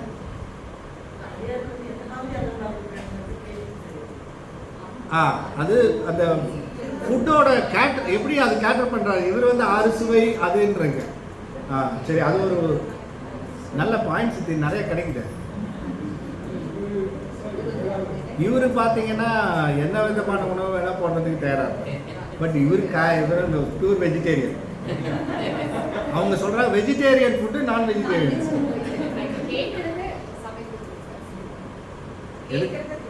கேட்கறது உங்க வீட்டுக்கு வந்தா எது கேட்டாலும் கொடுப்பீங்க. சாப்பாடு நோட் பண்ணி வச்சுங்க லதாமா. என்ன வேறுபாடுன்னா 2 பேருமே ஒரு இடத்துல மிஸ் ஆனாங்க. என்ன மிஸ் ஆச்சுன்னா, இப்ப இவருக்கு என்ன பிரச்சனை தெரியுமா? திருநீர் பூசிய அடியார்கள் அவர்களை போய் யாரு சிறு தொண்டர் அவங்க யாருன்னு தேடிட்டு இருக்கணும். தேடி நீர் பூசி அடியார்னா அவர் யாராக இருந்தாலும் சரி, காபாலியர் ஏதோ நீர் பூசிட்டு அடியார்னு கூப்பிட்டு வந்துடும். ஆனால் இளையான்குடி மாறினா எனக்கு ஒரு ஸ்பெஷாலிட்டி என்னன்னா, நேரே வந்தவர் யாவராயினும் நீ ஆரம் என்பு கொண்ட அடியார் எனும் தன்மையால் எடுத்துட்டு வந்துடுவார். irrespective of anybody. கங்கை சலை கறந்தார் அன்பர் எனில் அவர் கண்டீர் யாம் வணங்கும். அவன் என்னவா இருந்தாலும் சரி, அவன் நான் வெஜிடேரியன் எது எனக்கு அதெல்லாம் பற்றி கவலை கிடையாதுப்பா. சுவாமி அப்படின்னு போவார், உள்ள போயிட்டு ஓம் நமசிவாய் நமசிவாய் நமசிவாய் வெளில வருவார். வந்தால் 2 பேர் வந்துட்டு இருப்பாங்க. சுவாமி அப்படின்னு வணங்குவார், வாங்க பெருமானே திருடி வணங்கிறேன், உள்ள போங்க. கொண்டு வந்து மனைப்பு வந்து குழாவு பாதம் விளக்கியே உண்டி 6 விதத்தினில் 6 சுவை திறத்தினில் தொண்டர் இச்சை அமுது செய்வித்து வணங்குவார். யார? நேரே வந்தவர் யாவராயினும். அந்த ஒரு லைன் இருக்கு பாருங்க. அதான் சொன்னேன், சேக்கிழார் பெருமான் ஒரு வரியில ஒரு சொல்லுல கொண்டு போய் கம்ப்ளீட் டிஃபரன்ஸ் கொடுப்பார். இவர் எப்படி தெரியுமா? ஏன்பா நீர் பூசியவர்கள் கிடைக்கல, இன்னைக்கு தேடிட்டு இருக்காரு. நீர் பூசியவர்கள் தான் அடியார்களாம். நீர் பூசியவர் இருக்காங்களா நான் பார்க்குறேன், தேடிட்டு வரேன்ட்டு போயிட்டு இருக்கிறார். யார்? சிறு தொண்டர். கிடைப்பாங்களா? ரொம்ப ரேர். திருநீர் பூசி அடியார் எங்கே கிடைக்கிறாங்க? போறாரு, தேடுறாரு. இவர் எப்படி தெரியுமா? வெளியில வாசப்படியில் வந்து நிற்பாரு. அப்படி நின்னோன்னா 2 பேர் ஒருத்தர் அப்படி வாங்க வாங்க வாங்க வாங்கன்னுவார். எதுக்கு நீங்கள் கூப்பிடுறீங்க? வாங்க ஐயா அப்படின்னு உள்ள கொண்டு போவார். பாதத்தை அவன்லாம் அடியாராக இருக்க மாட்டான், அத்தனை பேர். அப்புறம் பார்த்தா அடியாரம் மாறி இருப்பான். உள்ள இவர் வந்து பாதத்தை விளக்கி அதை போட்டு இதை போட்டு ருத்ராட்சத்தை போட்டு திருநீர் பட்டையை தீட்டி விட்டு அடிச்சு விட்டு அவனை சிறந்த அடியாரா அமுச்சு விட்டுருவாரு. வெளில ஒரு அடியார் ஃபேக்டரி மாதிரி நடத்தி விடுவாரு. இப்படிப்பட்ட ஆளை நீங்க பாத்துறீங்களா? அந்த வடிவேல் படத்துல வர மாதிரி எங்கேயோ போயிட்டு இருக்கும்போது தமால் டுமின்னு அடிச்சு அவனை வச்சு எப்படா நான் வந்தேன், எப்படா பண்ணீங்கன்ற மாதிரி உள்ள வந்தவன் யாரா இருந்தாலும். அதனால சேக்கிழார் போட்டார், இளையான்குடி மாறனாயினாருக்கு வேற யாருக்குமே பெருமான் இந்த மாதிரி காட்சி கொடுத்ததே இல்லை. 63 அடியார்கள்ல காட்சி என்று சொல்லக்கூடிய காட்சி, அதுவும் இளையான்குடி மாறனாயினாருக்கும் ஞானசம்பந்தருக்கு மட்டுமே கொடுத்த காட்சி. ஞானசம்பந்தர் எக்ஸப்ஷனல், அது எந்த காட்சி வேணா கொடுக்கும். ஒரு காட்சி என்னன்னா, எல்லாருக்கும் மாதர்பாகன் தான் வருவார். ஆனால் இளையான்குடி மாறனாயினாருக்கு மட்டும்தான் சோதி வடிவில் அண்ணாமலையார் காட்சி அவருக்கு மட்டும்தான் கொடுத்தார். நீங்க பாருங்க, அதுல அன்னமும் நிவனும் தேடியவராகிய அந்த சோதி நீண்டு வளரும். அது வந்ததுக்கு அப்புறம்தான் அந்த காட்சி எது அம்மையும் அப்பனுமா வருவார். ஃபர்ஸ்ட் சோதி காட்சி. இது அடிஷ்னல் காட்சி யாருக்கு கொடுத்தாருன்னா இளையான்குடி மாறனாயர் மட்டும்தான் கொடுத்தாரு. ஏன்னா எத்தனை அடியார நீ ஃபேக்டரி மாதிரி உருவாக்கி கொடுத்துருக்கியா இந்த சைவ உலகத்துக்கு அப்படின்னு காட்டுறதுக்காகவே ஸ்பெஷாலிட்டியா அண்ணாமலையார் காட்சியை கொடுக்கும். அது இளையான்குடி மாறனாயருடைய புராண சிறப்பு. எதுக்காக வந்தோம்னா, தமக்கென ஒரு குறிக்கோள் இல்லை என்பதாக சொல்லி குறிக்கோள் இல்லாது கெட்டேன். அப்போ குறிக்கோள் இல்லாது கெட்டேன் அப்படின்னு சொல்ற அந்த நிலையில 63 நாயன்மார்களுக்கு 63 குறிக்கோள், ஒவ்வொருத்தருக்கும் ஒரு குறிக்கோள். ஆனா என்ன ஒண்ணுன்னா, அந்த குறிக்கோள்ல இருந்து ஒரு இம்மியும் அங்கேயும் இங்கேயும் ஒரு ஜீரோ டாலரன்ஸ். என்னது? நோ. அதுல இருந்து நான் ஒரு பிளஸ் இந்த பக்கம் பிளஸ் இந்த பக்கம். இப்போ டிராஃபிக்ல சில இடத்துல கொடுத்துருக்கோம், traffic rules to be obeyed. So இந்த ஜோன் ஜீரோ டாலரன்ஸ் ஜோன். அது மாதிரி இன்னைக்கு அடியார் வரல, திருநீர் பூச அடியார் வரலன்னா சாப்பாடு இல்லை. இன்னைக்கு அது துணை துவச்சி கொடுக்க முடியலன்னு சொன்னால், எனக்கு கிடைக்கலன்னு சொன்னால், நான் பாறையில் மண்டைய மோதி நான் உயிரை கொடுத்துருவேன். எது? ஒரு கோவணம் கிடைக்கலன்னு சொல்லிட்டு தண்டையில் வந்து பாறையில் மோதுறேங்கிறார் திருக்குறிப்பு தொண்டர். அதுக்கு என்ன பண்ணுறாரு அவர்? பாறையிலேருந்து ஏகாம்பரேஸ்வரர் கையை வேற விட வேண்டியதாக இருக்குது. அம்மாவிட்ட சொல்லி பாறைக்குள்ளெல்லாம் பூந்து கையை விட்டு கிராஃபிக்ஸ் அப்போவே பண்ணியிருக்காரு. என்னென்னலாம் சிஜி பண்ண வேண்டியதாக இருக்குது. பாறைக்குள்ளேருந்து கை வரணுமா, அதுவும் வளைவுடைய கை வரணும். அது இவர் வரமாட்டார். நீ போ, உன் கையை வச்சு. அந்த பக்கம் கண்ணை குத்துனா நீ போய் கண்ணை பிடி. ஏன் இவருக்கு பிடிக்கக்கூடாதா? இடது கை தான் அங்கேயும் பிடிக்கும். யமனை உதைச்சா நீ இடது கால் அதில் உத. எல்லாத்தையும் அந்த பக்கத்தை நீங்க பண்ணீங்களா? நானா பண்ணேன், அந்த அம்மா பண்ணிச்சு, எங்க வீட்டுக்காரம்மா சொல்லிச்சு, நான் பண்ணேன். எல்லாத்தையும் அந்த அம்மா மேல தலையில போடுறதுக்கு இது ஒரு சாக்கு. எல்லாமே பார்த்தீங்கன்னா இடது பக்கமா நிகழும். ஏன் வலது பக்கம் தான் நீ ஒரு தடவை செஞ்சு பாரு. ஏன் எல்லாத்தையும் லெஃப்ட்லேயே கொடுக்குற? இந்த பக்கமே எல்லாத்தையும் ரெஸ்பான்சிபிலிட்டி லெஃப்ட்லேயே கொடுக்குற. அப்போ எல்லா நாயன்மாரும் குறிக்கோள் என்று சொல்லக்கூடியதுலேருந்து நம்ம என்ன பண்ணுவோம்? குறிக்கோளை ரிலாக்ஸேஷன் பண்ணிடுவோம். ஒரு நாள் சாப்பிடலன்னா என்ன சார், நீங்கள் வந்துட்டு விரதம் இருக்கிறேன்னு சொல்கிறீங்க, ஒரு நாள் சாப்பிடுங்க, இன்னைக்கு மட்டும் விடுங்க, இனி அடுத்த வாரத்துலேருந்து கண்டினியூ பண்ணுங்க அப்படிங்கிறீங்களா? ஆமாங்க, இன்னைக்குன்னு பார்த்து நல்லா மிளகு ரசம் வச்சுருக்கிறேன் அப்படின்னு வீட்டில் கமன்னு இருக்குது. சரி விடு, என்ன இப்போ ஒரு நாள் இல்லைங்க, என்ன குடியாக முடியும் அப்படின்னு சொல்லி என்ன பண்ணுவோம், முடிஞ்சது கதை அதோட. ஆனால் அவங்க அப்படி பண்ணுவாங்களா? யார்? நாயன்மார்கள் அவ்வளோதான். அவங்க அந்த இம்மி கூட கீழே இறங்க மாட்டாங்க. அது கிடைச்சா கிடைச்சிது, இல்லைன்னா இல்லை. எப்படி மாங்காயும் வடுமாங்காயும் இதையும் எடுத்துக்கிட்டு சென்னல் அரிசி எடுத்துக்கிட்டு மனுஷன் அங்கேருந்து நடந்து நடந்து நடந்து நடந்து போய் அதில் கமரில் விழுந்துருச்சு. சரி, நாம் என்ன பண்ணுவோம், உள்ளே ட்ரை பண்ணி குச்சி விட்டு எடுத்து ட்ரை பண்ணுவோம். கிடைக்கலன்னு சொன்னால் இருக்கிற சென்னல் அரிசி 4-5 வச்சு பொறுக்கி எடுத்துகிட்டு போயிட்டு சுவாமிகிட்ட வச்சு, நீ தான் எதையும் இலையாக இருந்தாலும் ஏற்றுக்குவிய, பச்சிலையாக இருந்தாலும் யாவருக்குமா இறைவருக்கு ஒரு பச்சிலை அப்படின்னு திருமலரே பாடியிருக்காரு. நீங்கள் அதனால் இந்த பச்சிலை எடுத்துக்க, இந்த 4 செல்லரிசி அப்படி முடிச்சு, இதுதான் என்னால் முடியும். இன்னைக்கு ஏற்கனவே சுவாமி நீ ரொம்ப சோதனை பண்ணி இருக்கிறதுலையே எனக்கு தலை சுற்றுது, சாப்பாடு கிடைக்கல, இது கிடைக்கல, இதில் அத்தனையிலையும் நான் இதை கொண்டு வந்து 4 சென்னல் அரிசியை போடுறேன்ல, ஸோ இதில் காம்ப்ரமைஸ் ஆகிடுன்னு சொல்லுவோமா இல்லையா? மனுஷன் ஊட்டியை அறிகிறார். அறிவாளை எடுத்து எதை அறிகிறாரு? ஊட்டிங்கிறது இது. இந்த இடத்துக்கு பேர் ஊட்டி. இது எப்பவுமே குளிராக வச்சிருப்பாரு சுவாமி இந்த இடத்த, அதனால இதுக்கு பேர் ஊட்டின்னு பேர். இந்த ஊட்டி அங்கே ஊட்டிக்கு வந்துருச்சு. உண்மையிலேயே ஊட்டிங்கிறது இந்த இடம். அந்த ஊட்டியை அறிந்த காரணத்தினாலே அறிவாள் தாய நாயனார். அப்ப எந்த எக்ஸ்ட்ரீமுக்கு போறாங்க அப்படின்னு பாருங்க, அந்த குறிக்கோள் என்பதற்கு. அப்படி குறிக்கோளோடு வாழ்பவர்கள் தான் அடியார்கள் என்பதை காட்டும் முகமாக அவையடக்கத்தில் சொல்றார். 13வது பாடல். இப்ப நூலுக்கு உள்ள வர, இப்பதான் நூலுக்குள்ள வரும். மணி 4:10. பதி இலக்கணம் அவர் முடிஞ்சா போதும். பதியாவது இலக்கணம் நீங்க முடிக்க சார். உங்களுக்கு என்ன பதிய இலக்கணங்கிறது என்னத்தை சொல்றதுன்னு 4 தவிச்சிட்டு இருக்கு. அதுவும் சொரூப இலக்கணம் சொல்ல போறாரு. தடத்த இலக்கணம் சொல்றதே பெரிய விஷயம். சொரூப லட்சணம் ஒண்ணுமே இல்லாம அந்த அந்தாட்சரி மாதிரி சொல்லணும். இப்ப உருவம் இருந்ததுன்னா உருவத்தை வச்சு காட்டலாம், இது இப்படி இருக்கும் அப்படின்னு. ஒண்ணுமே எழுதக்கூடாது, ஒண்ணுமே சொல்லக்கூடாது, ஆனா புரியணும். அப்படின்னா ஓர் நாமம் ஒன்றும் இல்லாருக்கு 1000 திருநாமம் பாடி தெல்லேனம் பட்டாம் என்ற கதையா சொரூப லட்சணத்தை சொல்றார் பதி இலக்கணம். ரொம்ப அற்புதமான பாட்டு. பலகலை ஆகமம் வேதம் யாவையினும் கருத்து பதி பசு பாசம் தெரித்தல்.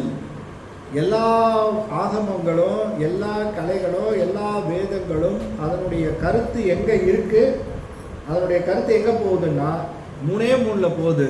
எதில்? பதி பசு பாசம் தெரித்தல். இந்த 3ஐயும் பற்றி தெரிந்து கொள்ள வேண்டும், அறிந்து கொள்ள வேண்டும் அப்படின்னு போகுது. பதி பரமே, அதுதான் நிலவும் அரு உரு அன்றி குணங்குறிகள் இன்றி நின்மலமாய் ஏகமாய் நித்தம் ஆகி அழகில் உயிர்க்கு உணர்வாகி அசலமாகி அகண்டிதமாய் ஆனந்த உருவாய் அன்றி செலவரிதாய் செல்கதியாய் சிறிதாகி பெரிதாய் திகழ்வது தற்சிவம் என்பர் தெளிந்துள்ளோரே. இப்போ நீங்கள் சிவம் அப்படின்னு ஒரு எழுதிக்கங்க, பக்கத்தில் தற்சிவம். சிவம் தடத்த நிலை, தற்சிவம் சொரூப நிலை. இந்த தற்சிரவம் என்று சொல்லக்கூடிய சொரூப நிலை சிவம் இருக்கு இல்லையா, சொரூப நிலை சிவம், அது எப்படிப்பட்டதுங்கிறத சொல்றார். என்னென்ன சொல்றாருங்கிறத நீங்க தான் இப்போ அடுக்கணும். இப்போ நான் அடுக்கிட்டு போனேன்னா நீங்கள் அடுக்கிறது அவர் அடுக்கிட்டா இருப்பார் அப்படின்னு நீங்கள் வந்து அது உட்காந்துருவீங்க. இப்போ அடுக்கணும். என்ன எங்கேருந்து அடுக்கணும்னு பாருங்க. பலகலை ஆகமம் வேதம் யாவையிலும் கருத்து பதி பசுபாசம் தெரித்தல். பதி பரமே, அதுதான் நிலவும் அரு உரு அன்றி. எங்கேருந்து? எடுக்கணும் அப்படின்னா எங்கேருந்து கவுண்ட் பண்ணணும்? அந்த இலக்கணத்தை, சொரூப நிலை இலக்கணத்தை எங்கேருந்து கவுண்ட் பண்ணணும் அப்படின்னா, நிலவும் அரு உரு அன்றி. அப்ப அருவமும் கிடையாது, உருவும் கிடையாது, அரு உருவும் கிடையாது. இப்படி மூன்றும் இல்லாத நிலை, அருவமின்றி உருவும் இன்றி, அருவும் இன்றி உருவும் இன்றி. அததான் நிலவும் அரு உரு இன்றி. First point எழுதிட்டீங்களா?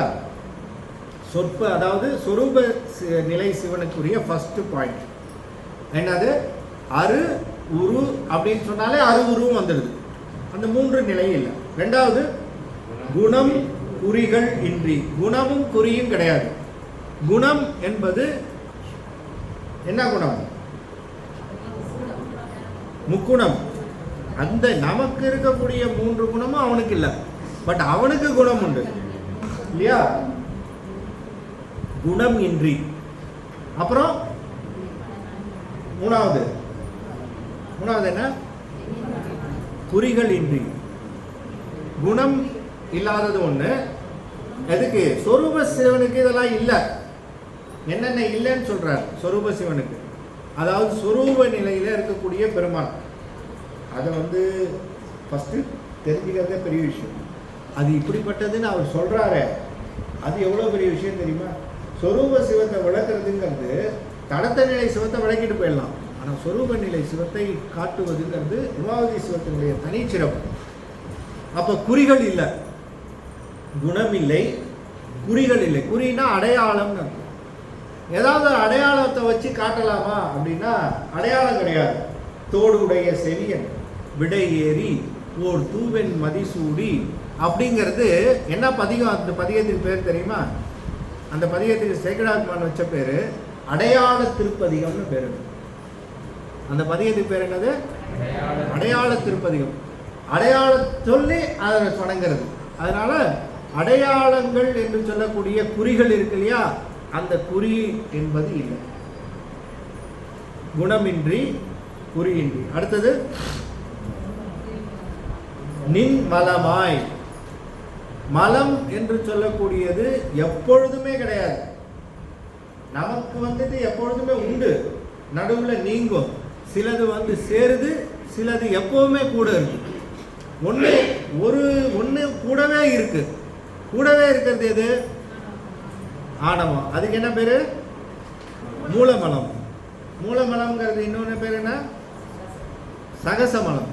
அப்ப நம்ம கூட சகசமலம் என்று சொல்லக்கூடிய மலம் ஒன்று உண்டு, எப்பவும் கூட இருக்கிறது. அது ஆணவம். இன்னொன்று ஜோடியா சேர்ந்து. எதுக்கு? இந்த மலத்தை நீக்கிறதுக்கு, ஒன்றை நீக்கிறதுக்கு இன்னும் 2 ஜோடியை வருது. அது என்ன அப்படின்னா, அது மாயா மலமோ கண்ம மலம். இந்த ரெண்டும் வருது. இது ரெண்டுமே எப்படின்னா ஒன்றுக்கு ஒன்று காம்ப்ளிமெண்ட்ரி. மாயை இல்லைன்னா கண்மம் இல்லை, கண்மம் இல்லைன்னா மாயை இல்லை. மாயையில கண்மம் கலந்துருக்கும், கண்மேலத்தில் மாயை கலந்துருக்கும். அல்வாவில் எத்தனை வயிற்று வலி வரணும்னு கலந்துருக்கும். அதுதான் கண்ம மலம் ஆன்ம மலம் காம்பினேஷன். இப்போ ஒரு மாம்பழம் சாப்பிட்றேன்னு சொன்னால், இந்த மாம்பழத்தில் எனக்கு எவ்வளவு சத்து சேரணும், எவ்வளவு அதனால் துன்பம் வரணும் அப்படிங்கிறது அந்த மாம்பழத்துக்குள்ளே இருக்கும். மாம்பழம் மாயை, அதனால் வரக்கூடிய பயன் என்ன அப்படிங்கிறது கர்மம், அந்த வினை. வினையும் மாயையும் 2 காம்பினேஷனாக காம்ப்ளிமெண்ட்ரியாக வரும். டபுள் போனஸாக ஒன்று வாங்கினா ஒன்று free. Get one buy one get one free. மாயை வாங்கினீங்கன்னா போதும். அதாவது இந்த உலகப் பொருள்கள்லாம் ஆஹா, என்ன உலகத்தை எத்தனை அனுபவிக்கிறதுக்கு என்னென்னலாம் இருக்குது, எவ்வளோ சைட் சீயிங் இருக்குது, எவ்வளோ இருக்குது, இதெல்லாம் பார்க்கவே இல்லையே அப்படின்ட்டு. எவ்வளோ சாப்பிட்றதுக்கு ஐட்டம் இருக்குது, ஒவ்வொரு இடத்துலையும் ஒவ்வொரு ஐட்டம் கொடுத்துறானே. அங்கே பாம்பேயில் போனால் வடா பாவுன்றான். இந்த பக்கம் குஜராத் பக்கம் போனீங்கன்னா அங்கே ரசமலாய் அப்படின்னு சொல்லி அந்த ஜாங்கிரியோட சேர்த்து ரசமலாய் கொடுக்குறான். இதெல்லாம் எல்லா இடத்துலையும் இப்போ ஒன்று ஒன்றா சாப்பிட்றத விட்டுட்டு நாம் பாட்டுக்கு இங்கே உட்காந்துட்டு இருக்கோமே அப்படின்னு நீங்கள் நினச்சிங்கன்னா நீங்கள் தான் யூ ஆர் த லக்கியஸ்ட். ஏன்னா எவ்வளவுக்கு எவ்வளோ வெளியில் இருக்க பொருளை அனுபவிக்கிறோமோ அவ்வளவுக்கு அவ்வளோ வினை என்பதை கன்சியூம் பண்ணுறோம். கன்சியூம் பண்ணுறோன்னா என்ன? வினை உள்ளே போயிட்டு நல்லா பெருகுது. சட்டிலன்னு உடல் பெருகுதோ இல்லையோ, வினை பெருக்கம் நிகழும். உடல் பெருக்கமும் நிகழுது,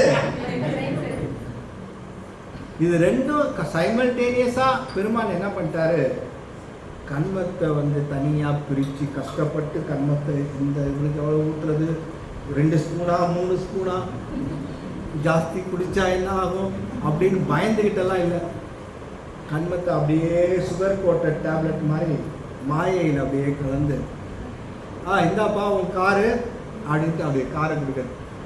அவன் காரா சூப்பராக இருக்குன்னு சொல்லிட்டு அப்படியே வாங்கிட்டு போகும்போது ஒருத்தரை மோதுவான். இந்த காரை கொடுத்து மோத வச்சு அவன் மேலே கேஸை போட்டு இவன் அவனுக்கு கூட பின்னாடி அலைஞ்சிட்டு இருப்பான். இந்த கார் இல்லைன்னா அந்த கேஸே இருந்திருக்காது. இதுதான் என்ன பண்ணுற, சுகர் கோட்டட் டேப்லெட் மாதிரி வரும். எதனால? மாயை தானே வந்தது. கண்மை எங்கேருந்து வந்ததுன்னா மாயைக்குள்ளே தான் கண்மை இருக்குது. வேறு எங்கே இருக்குது? ஸ்டோரேஜ் பாயிண்ட்டே இல்லை வேறு வைக்கிறதுக்கு. அவர் அழகாக என்ன பண்ணிட்டாரு, அவரு ஜாபை ரொம்ப ஃப்ரீயாக சூப்பராக பண்ணிட்டார். யார்? சிவபெருமான். அவருக்கு என்னென்னா எதெல்லாம் கொடுக்கணும்னு யோசிச்சுப்பாரு. இவன் என்னென்னலாம் உருளைக்கிழங்கு ஜாத்தி சாப்பிட்றானா, ராமசாமி உருளைக்கிழங்கு அடி நல்லா அடி நச்சுனே இருப்பார். அவர் உருளைக்கிழங்க சாப்பிட்றாரா இல்லை வினையை சாப்பிட்றாரான்னு தெரியாது. கட்சியில் பார்த்தா அது டயபெட்டிக், சிவியர் டயபெட்டிக்னு சொல்கிற வினையில் கொண்டு போய் நிற்கும். படு துன்பமாக இருக்கும். சாப்பிட்டதுன்னா உருளைக்கிழங்கு, ஆனால் அனுபவிக்கிறது பார்த்தீங்கன்னா அத்தனை துன்பம். வினை எப்படி இதில் வந்தது? உருளைக்கிழங்கு தானே நான் சாப்பிட்டேன், வினை எங்கேருந்து வந்தது? வினைக்குள்ளே இருக்கு பாது, உருளைக்கிழங்குள்ள இருக்கு வினை. சில பேர் பேசுறதே வினையாக இருக்கும். அப்பா இந்த வினையானாலி அவன் வந்துட்டாயா அப்படின்னு வந்தால் ஒரு 4 கலகம் நடக்கும். ஒரு 2 பேர் நல்லா பேசிகிட்டு இருப்பான். அவன் வரும்போது அப்படி வந்துட்டு இப்படி போவான். அவங்க 2 பேரும் பகையாளிகளாக மாறிடுவாங்க. அவனோட காம்பினேஷன் அவன் வந்தோடனே அவனால் முடிஞ்சது. இப்படி உலகத்தில் இருக்கக்கூடிய பொருள்கள் அத்தனையிலேயும் வினை அப்படிங்கிறது அப்படியே ஸ்டோர் ஆகிருக்கு. யார் யாருக்கு எவ்வளோங்கிறத பெருமானும் டிசைட் பண்ணி ப்ரோக்ராம் பண்ணிட்டாரு. ஸோ அவர் வந்து என்ன பண்ணிட்டாரு, யாருக்கு என்ன வேணுமோ நம்மளா போய் எடுத்துக்கிறோம். சூப்பர் மார்க்கெட் மாதிரி. முன்னாடி வந்து போயிட்டு ஒரு 1/2 கிலோ பந்திருபார் கொடுங்க, 1/2 கிலோ அது பொட்டலம் கொடுங்க, பொட்டலம் கணக்காரர் கட்டிலாம் கொடுத்துட்டு இருந்தார். இப்போ என்ன பண்ணுறா, எண்ணெய் வாங்கணும்னு சொன்னால் 1/2 லிட்டர் எண்ணெய் கொடுங்கன்னா நான்லாம் போய் வாங்கியிருக்காங்க, அம்மா வாங்கிட்டு சொல்லியிருக்காங்க அந்த காலத்தில் அப்படின்ற மாதிரி ஆகிடுச்சு. அது இப்போ போயிட்டு எண்ணெயை வாங்கிட்டு வந்துட்டு பாட்டிலில் நிரப்பி கொடுத்த காலம் போய் இப்போ பேஸ்கெட் எடுத்துகிட்டு அவனே உள்ளே போகிறான். 10 நிமிஷத்துல அது வருது. இப்போ வந்து கூப்பிட்டு வாங்கிக்கிறான் வினையை.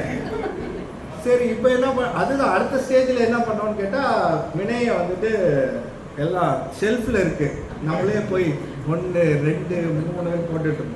இப்போ அம்மா சொல்கிற மாதிரி என்னாச்சு, ப்ளீஸ் அப்படின்னு சொன்னோடனே டக்குன்னு அப்படி வந்து நிற்கிது. அவரு பார்த்தாரு, இவன் லெவலுக்கு நம்ம இம்ப்ரூவ் ஆகணும்ல சிவபெருமான். அவர் அவுடேட்டடாக இருந்தால் என்ன ஆகுறது? அவர் பார்த்தாரு எப்படிலாம் வச்சு எடுத்தாங்கன்னா அப்படிலாம் அந்த வினையை கொண்டு வந்து அதுலேயும் வந்துட்டு என்ன பண்ணாரு, அங்கேயும் ஒரு ஹேக்கிங் வச்சார். பண்ணாலா டிஜிட்டலாக பண்ணுற, டிஜிட்டல் பண்ணும்போதே உனக்கு ஒரு வினை இருக்குப்பா. திடீர்னு இறங்குதுங்க பைசா. நேற்று 4000 ரூபா வச்சுருந்தேன், நீ 40 ரூபா தான் இருக்கு, எவனோ அடிச்சுட்டான். அவர் புதுமைக்கும் புதுமை உடையவர். பெருமான் பிட்காயின்லேயும் சூப்பராக இருப்பார். இப்படி பெருமானுடைய அந்த வினையும் அந்த மாயை என்ற 2 இருக்குது பார்த்தீங்களா காம்பினேஷன், அதுதான் ரொம்ப சிறப்பான காம்பினேஷன். அந்த காம்பினேஷனை தான் சொல்கிறார்,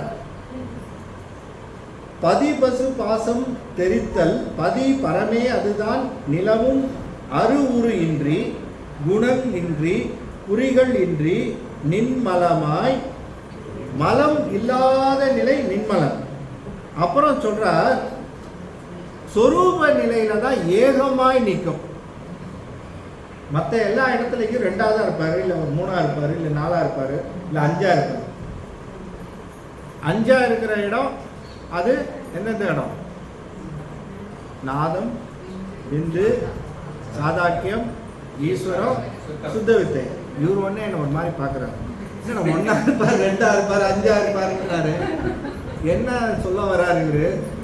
ஒன்றாய் இருத்தல் அப்படிங்கிறத தவிர 2ஆ இருத்தல் அப்படின்னா நாதம் வந்து சிவம் சக்தி, சிவம் பராசக்தி, அப்படி இருக்கிறது 2.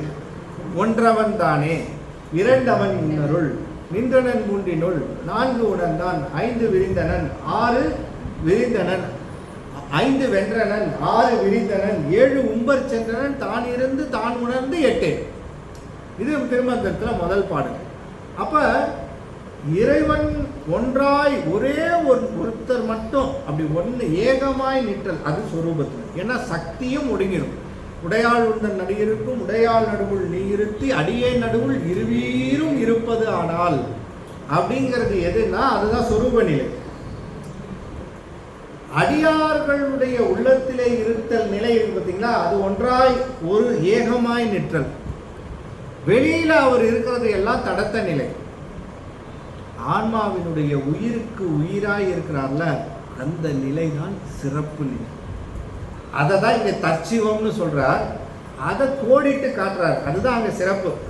இப்ப ஏகமாய் அப்படின்னு சொல்லிட்டதுனால அவர் ஒருத்தர் தான். வேற அம்மை கூட சி என்ற ஒன்று, சி தான் நிற்கும். வகாரம் இருக்காது, யகாரம் இருக்காது, நகாரம் இருக்காது, மகாரம் இருக்காது, எல்லாம் ஒடுங்கி சி என்ற ஒரு மந்திரம். அதற்கு என்ன மந்திரம்? நாயோட்டு மந்திரம். யார் சொன்னது? அது நாயோட்டு மந்திரம்னு பேரு, சி அப்படிங்கிறது.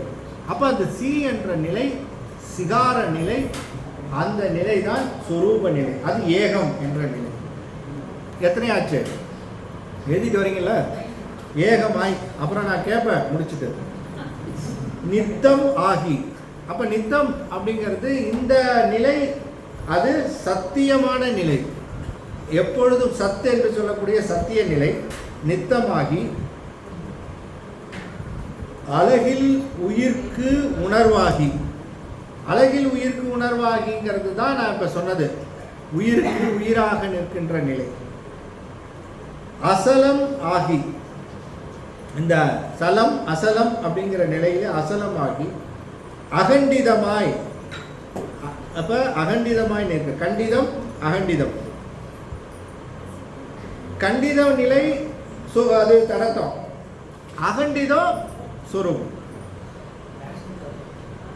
ஆனந்த உருவாய் அன்றி செல அரிதாய். அடுத்தது செல்கதியாய். செல அரிதாய் செல்கதியாய். அதுதான் பெருமானை அடைய முடியாத நிலை அது. ஆனால் பெருமான் அதை தான் இறுதியாக நமக்கு கொடுப்பார், அந்த சொரூப நிலை அனுபவத்தை. அதனால தான் செல்லுதற்கு அரிய சிவமே என்னும் அப்படின்னு சொல்லுவார் அப்பர் பெருமான். அப்படி பெருமானை சென்றடையாத திருவுள், அது சொரூப நிலை என்பது சென்றடையாத திருவுடையானை அப்படின்னு சொல்ற நிலை. நன்றுடையானை தீயது இல்லானே அதில் சொல்லுவார் இல்லையா? அதுபோல இங்கே செல் கதியாய் செல அரிதாய் 2, அப்புறம் சிறிதாகி, அப்புறம் பெரிதாய். 2மே இருப்பார், அணுவுக்கு அணுவாக இருப்பார், பெரியதுக்கு பெரிதாக இருப்பார். திகழ்வது தற்சிவம். இப்ப எத்தனை ஆச்சு சொல்லுங்க சொரூப நிலை சிவத்துக்கு? யாராவது 13? 13. எல்லாரும் 13 இருக்கா? 13 லிஸ்ட் அவுட் பண்ணுங்க. டீ குடிச்சிட்டே பண்ணுங்க.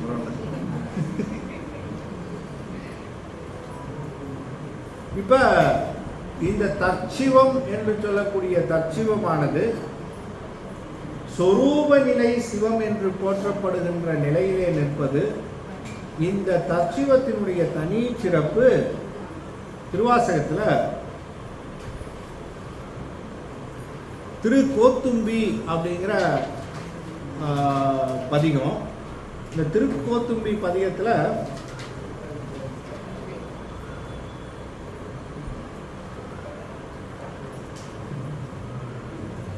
எத்தனாவது பாட்டு இது? பொய்யாய செல்வத்தே புக்கழுந்தி நாள்தோறும் அப்படின்னு பாட்டு. பொய்யாய செல்வத்தை 17. திருக்கோத்தும்பி 10 இல்ல, 10ல் 17. முருகலையா இப்போ சத்தமாக படிப்பாங்க, பாடுவாங்க. சரி.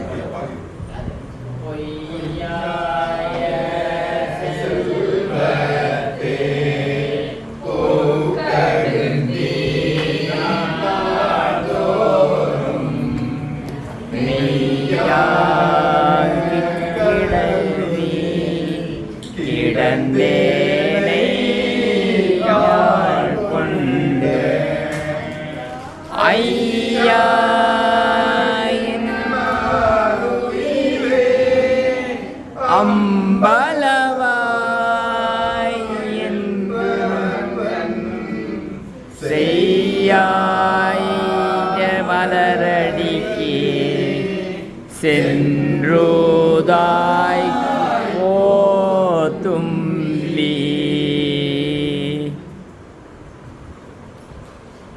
பொய்யாய செல்வத்தே புக்கு அழுந்தி நாள்தோறும் மெய்யாக கருதி கிடந்தேனே ஆட்கொண்ட ஐயா அப்படின்னு சொல்லிட்டு அடுத்ததா சொல்றார். ஐயா அப்படின்னு ஆருயிரே, ஐயா ஆருயிரே, ஐயா நீ ஆட்கொண்டருளும் விளையாட்டின் அப்படின்னு திருவம்பாவை. அங்க ஒரு ஐயா சொல்லுவாரு, ஐயா என ஓங்கி ஆழ்ந்தகன்ற நுண்ணியனே. அந்த ஐயா வேற, ஐயாவே டிஃப்ரெண்ட் டோன்ல, டிஃப்ரெண்ட் கான்டெக்ட்ல, டிஃப்ரெண்ட் அனுபவம். அந்த ஐயா வேற, இந்த ஐயா வேற. இந்த வேதங்கள் ஐயா என ஓங்கி ஆழ்ந்தகன்ற நுண்ணியனே, முடியலடா சாமி உன்னுடைய திறத்தை நாங்கள் வணங்குகின்றோன்னு சரண்டர் ஆகுற ஐயா.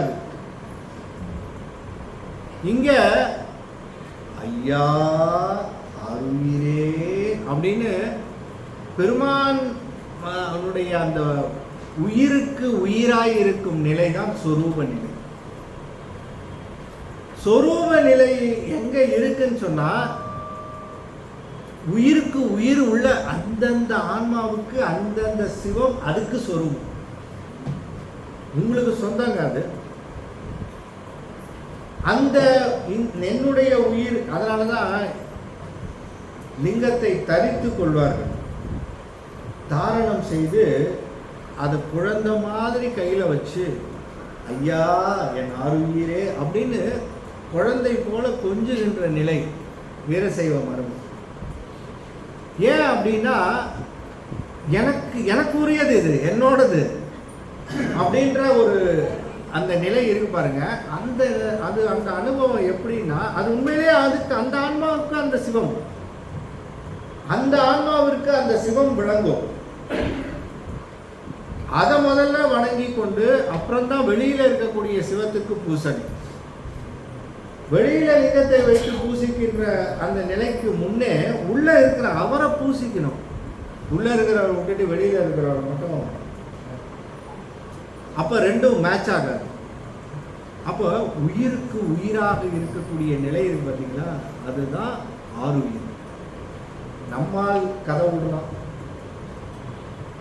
பொண்ணை பார்த்த உடனே அன்பே ஆருயிரே முத்தே மலம்புரி முத்தே தேனே, இந்த டயலாக் எல்லாம் விடக்கூடாது. இது மணிவாசக பெருமான் எப்படி அந்த நிலைன்னு பார்த்தீங்கன்னா, அவர் சொல்ற ஆருயிர் அப்படிங்கிறது பெருமானை உள்ளுக்குள்ளே உடையாள் உந்தன் நடு இருக்கும். அப்ப சீங்கிற நிலையில வச்சு பார்க்கிறார். அடியே நடுவுள் இருக்கின்ற அந்த நிலையை பார்க்கிறார். அப்ப எனக்கு உரிய சிவன் உடையான் அப்படின்னு சொல்ற நிலை வந்துட்டாலே அது வீரசைவ நிலை. அவங்களுக்கு எனக்கு இது அப்படின்னு சொல்லி என்னுடைய சிவம்னு சொல்லி அதை வச்சுப்பாங்க. அது தப்பு ஒன்றும் இல்லை. அந்த ஒரு முறை, அந்த ஒரு வழிபாடு, அது ஒரு தனி நிலை. அப்படி அந்த சிவம் இருக்கு இல்லையா, அது அவங்களுடைய சொரூப நிலை சிவம். அதை தான் இங்க சொல்றார், அழகில் உயிர்க்கு உணர்வாகின்னு சொன்னார். இந்த சொரூப நிலை தரிசனங்களே எல்லாத்தையும் நிர்மலமாய் சொன்னது எல்லாமே அதெல்லாம் அவருக்கு பெருமை இல்லை. ஆனால் சொரூப நிலையில் அவருக்கு சொன்னதில் அந்த 13 நிலையில ஒரு பாயிண்ட், ரொம்ப முக்கியமான ஒரு பாயிண்ட் என்னன்னா, உயிருக்கு உணர்வாகி நிற்கிறது பாருங்க. அந்த சொரூப நிலையை தான் நம்ம பிடிக்கணும். அவருடைய சிறப்பு மீதியெல்லாம் நிர்மலமாய் இருப்பதும், அவருடைய பேராற்றல், அவருடைய நிலை, அதெல்லாமே அவருக்கு தனி சிறப்பு, யார் இல்லைன்னு சொன்ன. ஆனா அவருடைய சிறப்பிலேயே ஒரு தனி சிறப்பு, நம்ம உயிருக்கு உயிரா இருக்கிறார் பாருங்க. தேடி கண்டுகொண்டேன் திருமாலோடு நான்முகனும் தேடி தேடனா தேவனை என் உள்ளே தேடி கண்டுகொண்டேன் அப்படின்னு சொல்றாரு. அப்புறம் உள்ளே தேடி கண்டுகொண்டேன்னா அப்போ உள்ளே இருக்கிறவர் அவ்வளோ சீக்கிரம் மாட்ட மாட்டார். சொரூப நிலை சிவம் அவ்வளோ சீக்கிரம் கிடைக்காது. வெளியில தடத்த நிலை சிவம் கிடைச்சிடும். போய் வணங்கலாம், பண்ணலாம், எல்லாத்தையும் அர்ச்சனை பண்ணலாம், எல்லாமே பண்ணலாம். ஆனால் சொரூப நிலை தரிசனம் என்பது அந்தந்த ஆன்மாவிற்கு உரியது, அது அதற்கு கிடைக்க வேண்டும் என்பதைத்தான் பதி இலக்கணத்திலே சொரூப நிலையிலே தலையாய சிறப்பாக வைத்து 14வது திருப்பாடல் பதி இலக்கணம் தடத்த நிலையை சொல்றார். நீடும் பராசக்தி நிகழ் இச்சா ஞானம் நிறை கிரியை தர அதனை நிமலன் மேவி நாடறிய கருணை திரு உருவமாகி நவின்று பல கலை நாத விந்து ஆதி கூடும் ஒளி வளர் குடிலை மாயை மேவி கொடு வினைகுள் தனுகரண போகும் வீடுபெற நிறுவி அவை ஒடுக்கும் திருமேனி பிறங்கிய நிற்கள சகல பெற்றியாமே. அதாவது இறைவன் இப்பொழுது சொரூப நிலையிலேருந்து கீழே இறங்கிட்டார்னா அதுக்கப்புறம் உங்களுக்கு எல்லாம் தெரியும், நம்ம ஏற்கனவே நம்ம படித்தது தான். நாதம், விந்து, அதுக்கப்புறம் லயம் என்று சொல்லக்கூடிய லயம், அப்புறம் போகம், அப்புறம் அதிகார நிலை. இப்படி பெருமானுக்கு 3 அவத்தை. யாருக்கு? சிவத்துக்கு. அவருக்கும் அவத்தை உண்டு, நமக்கும் அவத்தை உண்டு. அவருக்கு 3, ஒன்று லயம், 2வது போகம், 3வது அதிகாரம். அப்போ லய போக அதிகாரமாக நவபேதங்களிலே நவநிலைகளிலே நடிப்பன் நாதன் சித்தியார்.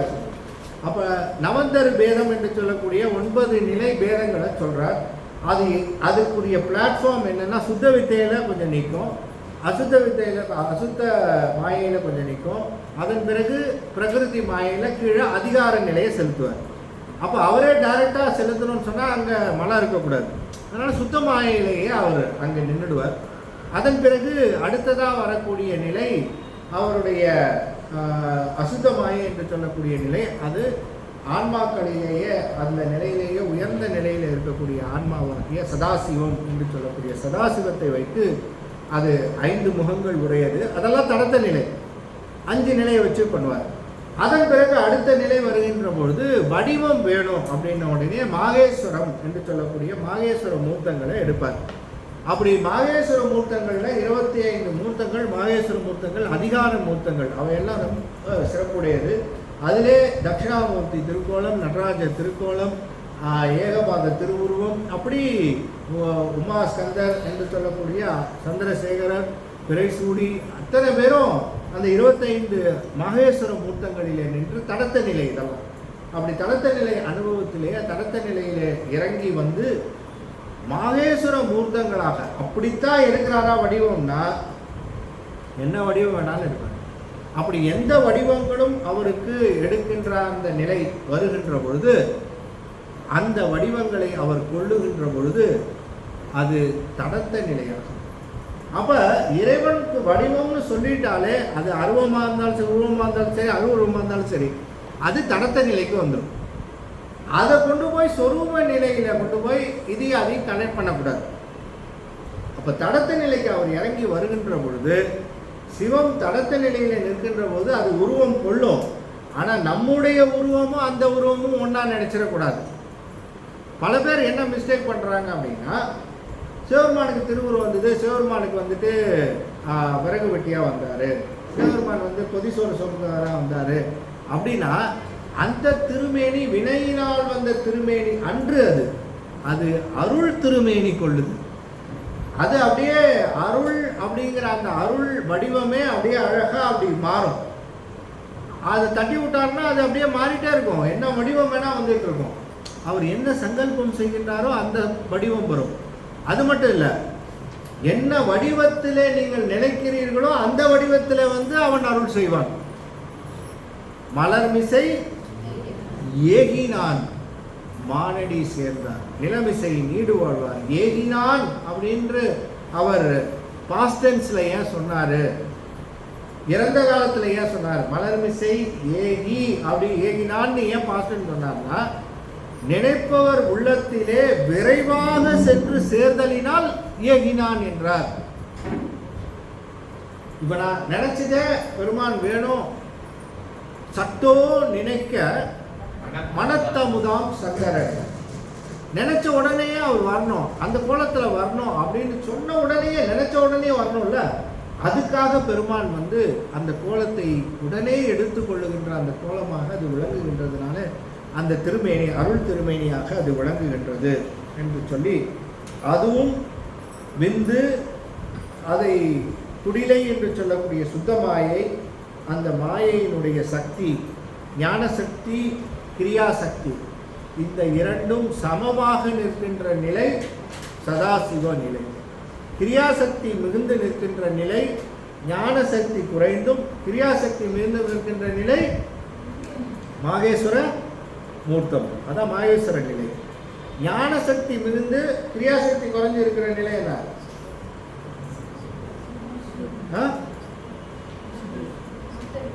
சுத்த. அப்ப 5 வந்துச்சா?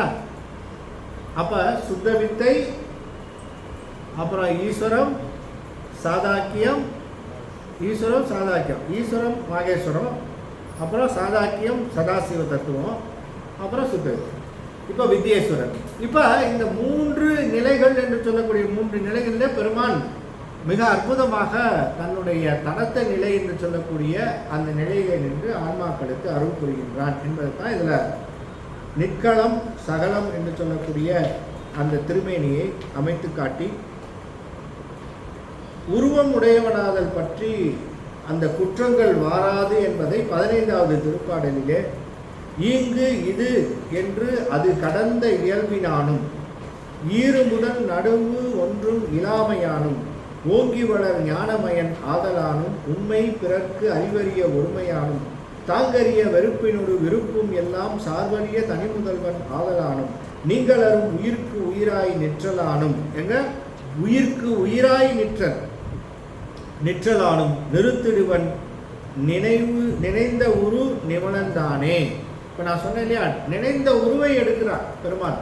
யார் யாரெல்லாம் எந்த ஆரொருவர் உள்குகின்றார் உள்ளத்துள்ளே அவ்வுருவாய் நிற்கின்ற அருளும் தோன்றும் வடிவேறு திரிசூலம் தோன்றும்.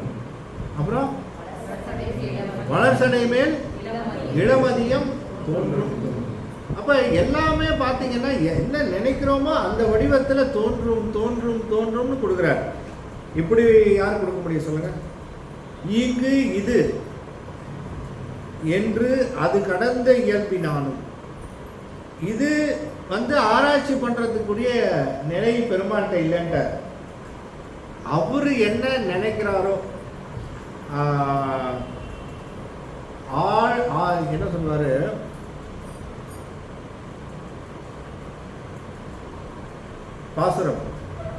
பாசுரத்தில் சொல்ற வாழ்க அந்த நேரத்தில் இல்லை, சுடர் விட்டுள்ள நீங்கள் சோதின்னு சொல்லுவாங்க. மிக்கு சோதிக்க வேண்டாம், ஏதுக்களாலும் எடுத்த மொழியாலும் மிக்கு சோதிக்க. ஏன் மிக்கு சோதிக்க வேண்டாம்? சுடர் விட்டுள்ள நீங்கள் சோதி. அவரு சோதிச்சு பார்க்குற அளவுக்கா இருக்கிறாரு அவரு.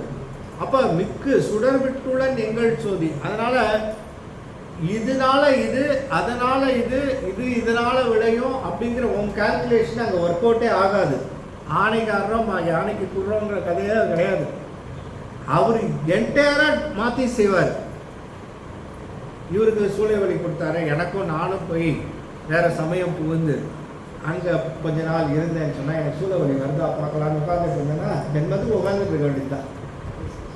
அவருக்கு சூளை வழி கொடுத்தா உனக்கு சூளை வழி வரும்ன்றது இதுவா என்ன? அவருக்கு பால் கொடுத்தாரு, குழந்தை அழுதுது. எங்க சீர்காழி குளக்கரையில் தோணிபுரத்துறையில் அழுதுது. ஞானசம்பந்தருக்கு பால் கொடுத்தாரு. வேற யாருக்கு அதுக்கப்புறம் கொடுத்தாரு? 7ஆம் நூற்றாண்டில் கொடுத்ததோட சரி, ஸ்டாக்கு அதோட காலி. அதுக்கப்புறம் இந்த அம்மாவும் வரல, அவரும் வரல, பொற்கிட்டமும் எங்கே போச்சுன்னு தெரியல. சிவபிரகாசரை இன்னும் தேடிட்டு இருக்காரு.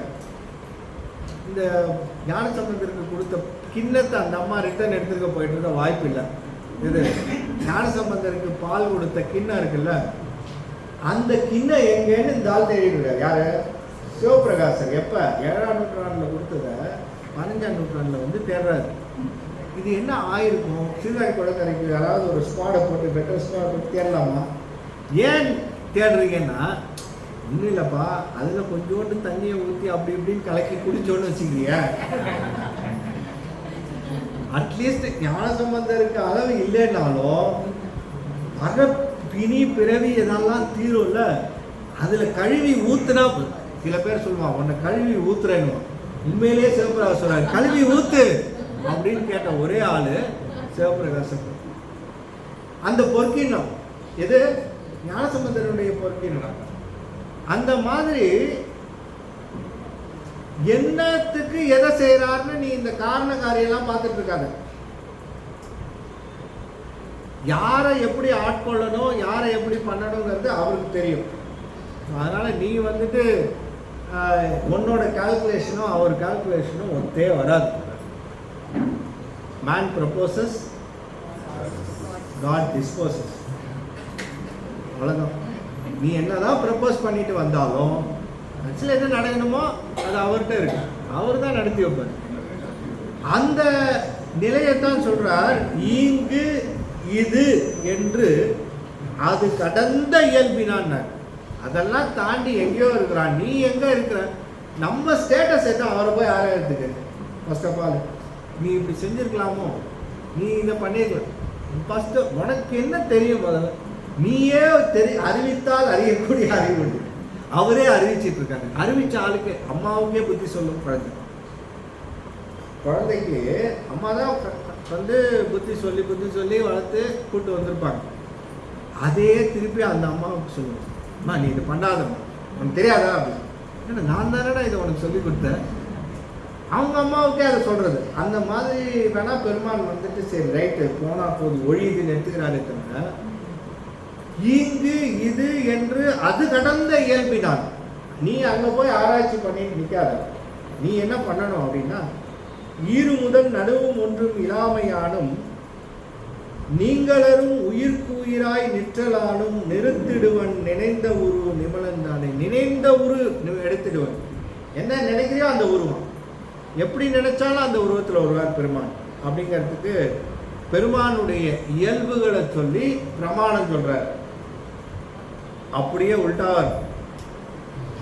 எல்லாருமே என்ன பண்ணாங்க, முதல்ல உண்மை பிரமாணம் என்று சொல்லக்கூடிய அவரை நிலை நிறுத்திட்டு பதி உண்டு அப்படின்னு நிலை நிறுத்திட்டு அப்புறம் என்ன பண்ணுவோம், அதனுடைய இயல்பு சொல்லுவோம்.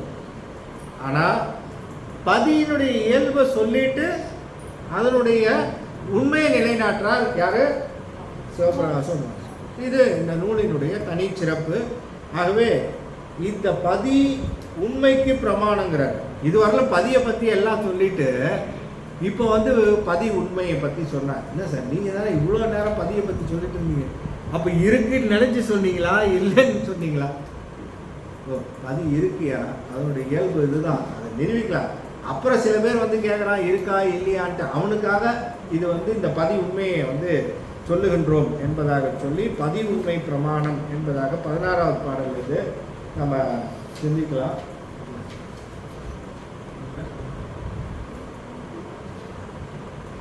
நாளை முக்கால் பிரமாணம் அப்படிங்கிற போது அது கொஞ்சம் சிறப்பாக எடுத்துக்கலாம். அதனால் இந்த 15 பாடல்கள் நிறைய பேர் முகத்தில் சிரிப்பு வர்றதுலேருந்தே தெரியுது. எப்போ போதுட்டு சாமி அப்படின்னு நிறையா ஒரு ஓவர் டோஸாகவும் இல்லாமல் ரொம்ப அதை வந்து மாவதிசமாக அழகாக எடுத்து கொடுக்குறாரு. அதனால் இது மற்ற நூல் மாதிரி ரொம்ப கடினமும் இல்லாமல் ரொம்ப எளிமையும் இல்லாமல் அப்படி அழகாக எடுத்துகிட்டு போகிறார் உமாவதி சிவம். அதே நீங்கள் இதை என்ன பண்ணுறது, நீங்கள் கொஞ்சம் போய் வீட்டில் படிங்க. படித்து அதில் வந்து இருக்கக்கூடிய பொருளை இன்னும் கொஞ்சம் ஆழமாக சிந்திக்கும் போது உமாவதி சிவத்தினுடைய சிறப்பும் அந்த நூலினுடைய சிறப்பும் நமக்கு நன்றாக விளங்கும் என்று அமைத்து இந்த அற்புதமான இந்த வகுப்பு இதை நடத்தி கொண்டிருக்கின்ற மாணிக்கவாசகர் மணிவாசகர் அருட்பணி மன்றத்துக்கு என்னுடைய நன்றியும் வணக்கத்தையும் முதற்கண் தெரிவித்துக் கொண்டு நம்முடைய முருகனையா அவர்கள் தொடர்ந்து இந்த வகுப்பை அடாத மழையிலும் விடாது அப்படின்வாங்கல்ல, அந்த மாதிரி யார் எப்படி இருந்தாலும் சரி வகுப்பு அதை தொடர்ந்து நடக்க வேண்டும் என்பது அவருடைய. ஏன்னா அப்போ தான் அந்த ஃப்ளோ இருக்கும், அடியார்களுக்கும் அந்த ஒரு கண்டினியூட்டி இருக்கும். அதனால் அந்த வகுப்பை தொடர்ந்து நடத்துகின்ற அவருடைய அந்த திறம் போற்றி அவருடைய அம்மையாரும் உடனாக இருந்து ரொம்ப சப்போர்ட்டிவாக எல்லாம் அந்த குடும்பமே அவங்க இதில் கலந்து கொண்டு சிறப்பாக செய்யக்கூடிய அந்த தன்மையையும் இன்றைய மதிய உணவுக்கு வந்து எல்லாரையும் தூங்க வைத்த கிளாஸ் சீக்கிரமா முடிக்க வச்ச சரவணன் ஐயா இருக்கும் மனமார்ந்த நன்றியும் வணக்கத்தையும் நாங்கள் தெரிவிச்சுக்கிறோம். சிறப்பாக அவருடைய சகல சிந்தையோடு பெருவாழ்வாக அந்த குடும்பத்தார் வாழ வேண்டும் என்று வணங்கி அடியார் மக்கள் சார்பாக அவர்கள் வணங்கி வாழ்க்கை விடைபெறுகின்றேன். நன்றி வணக்கம். சிவனே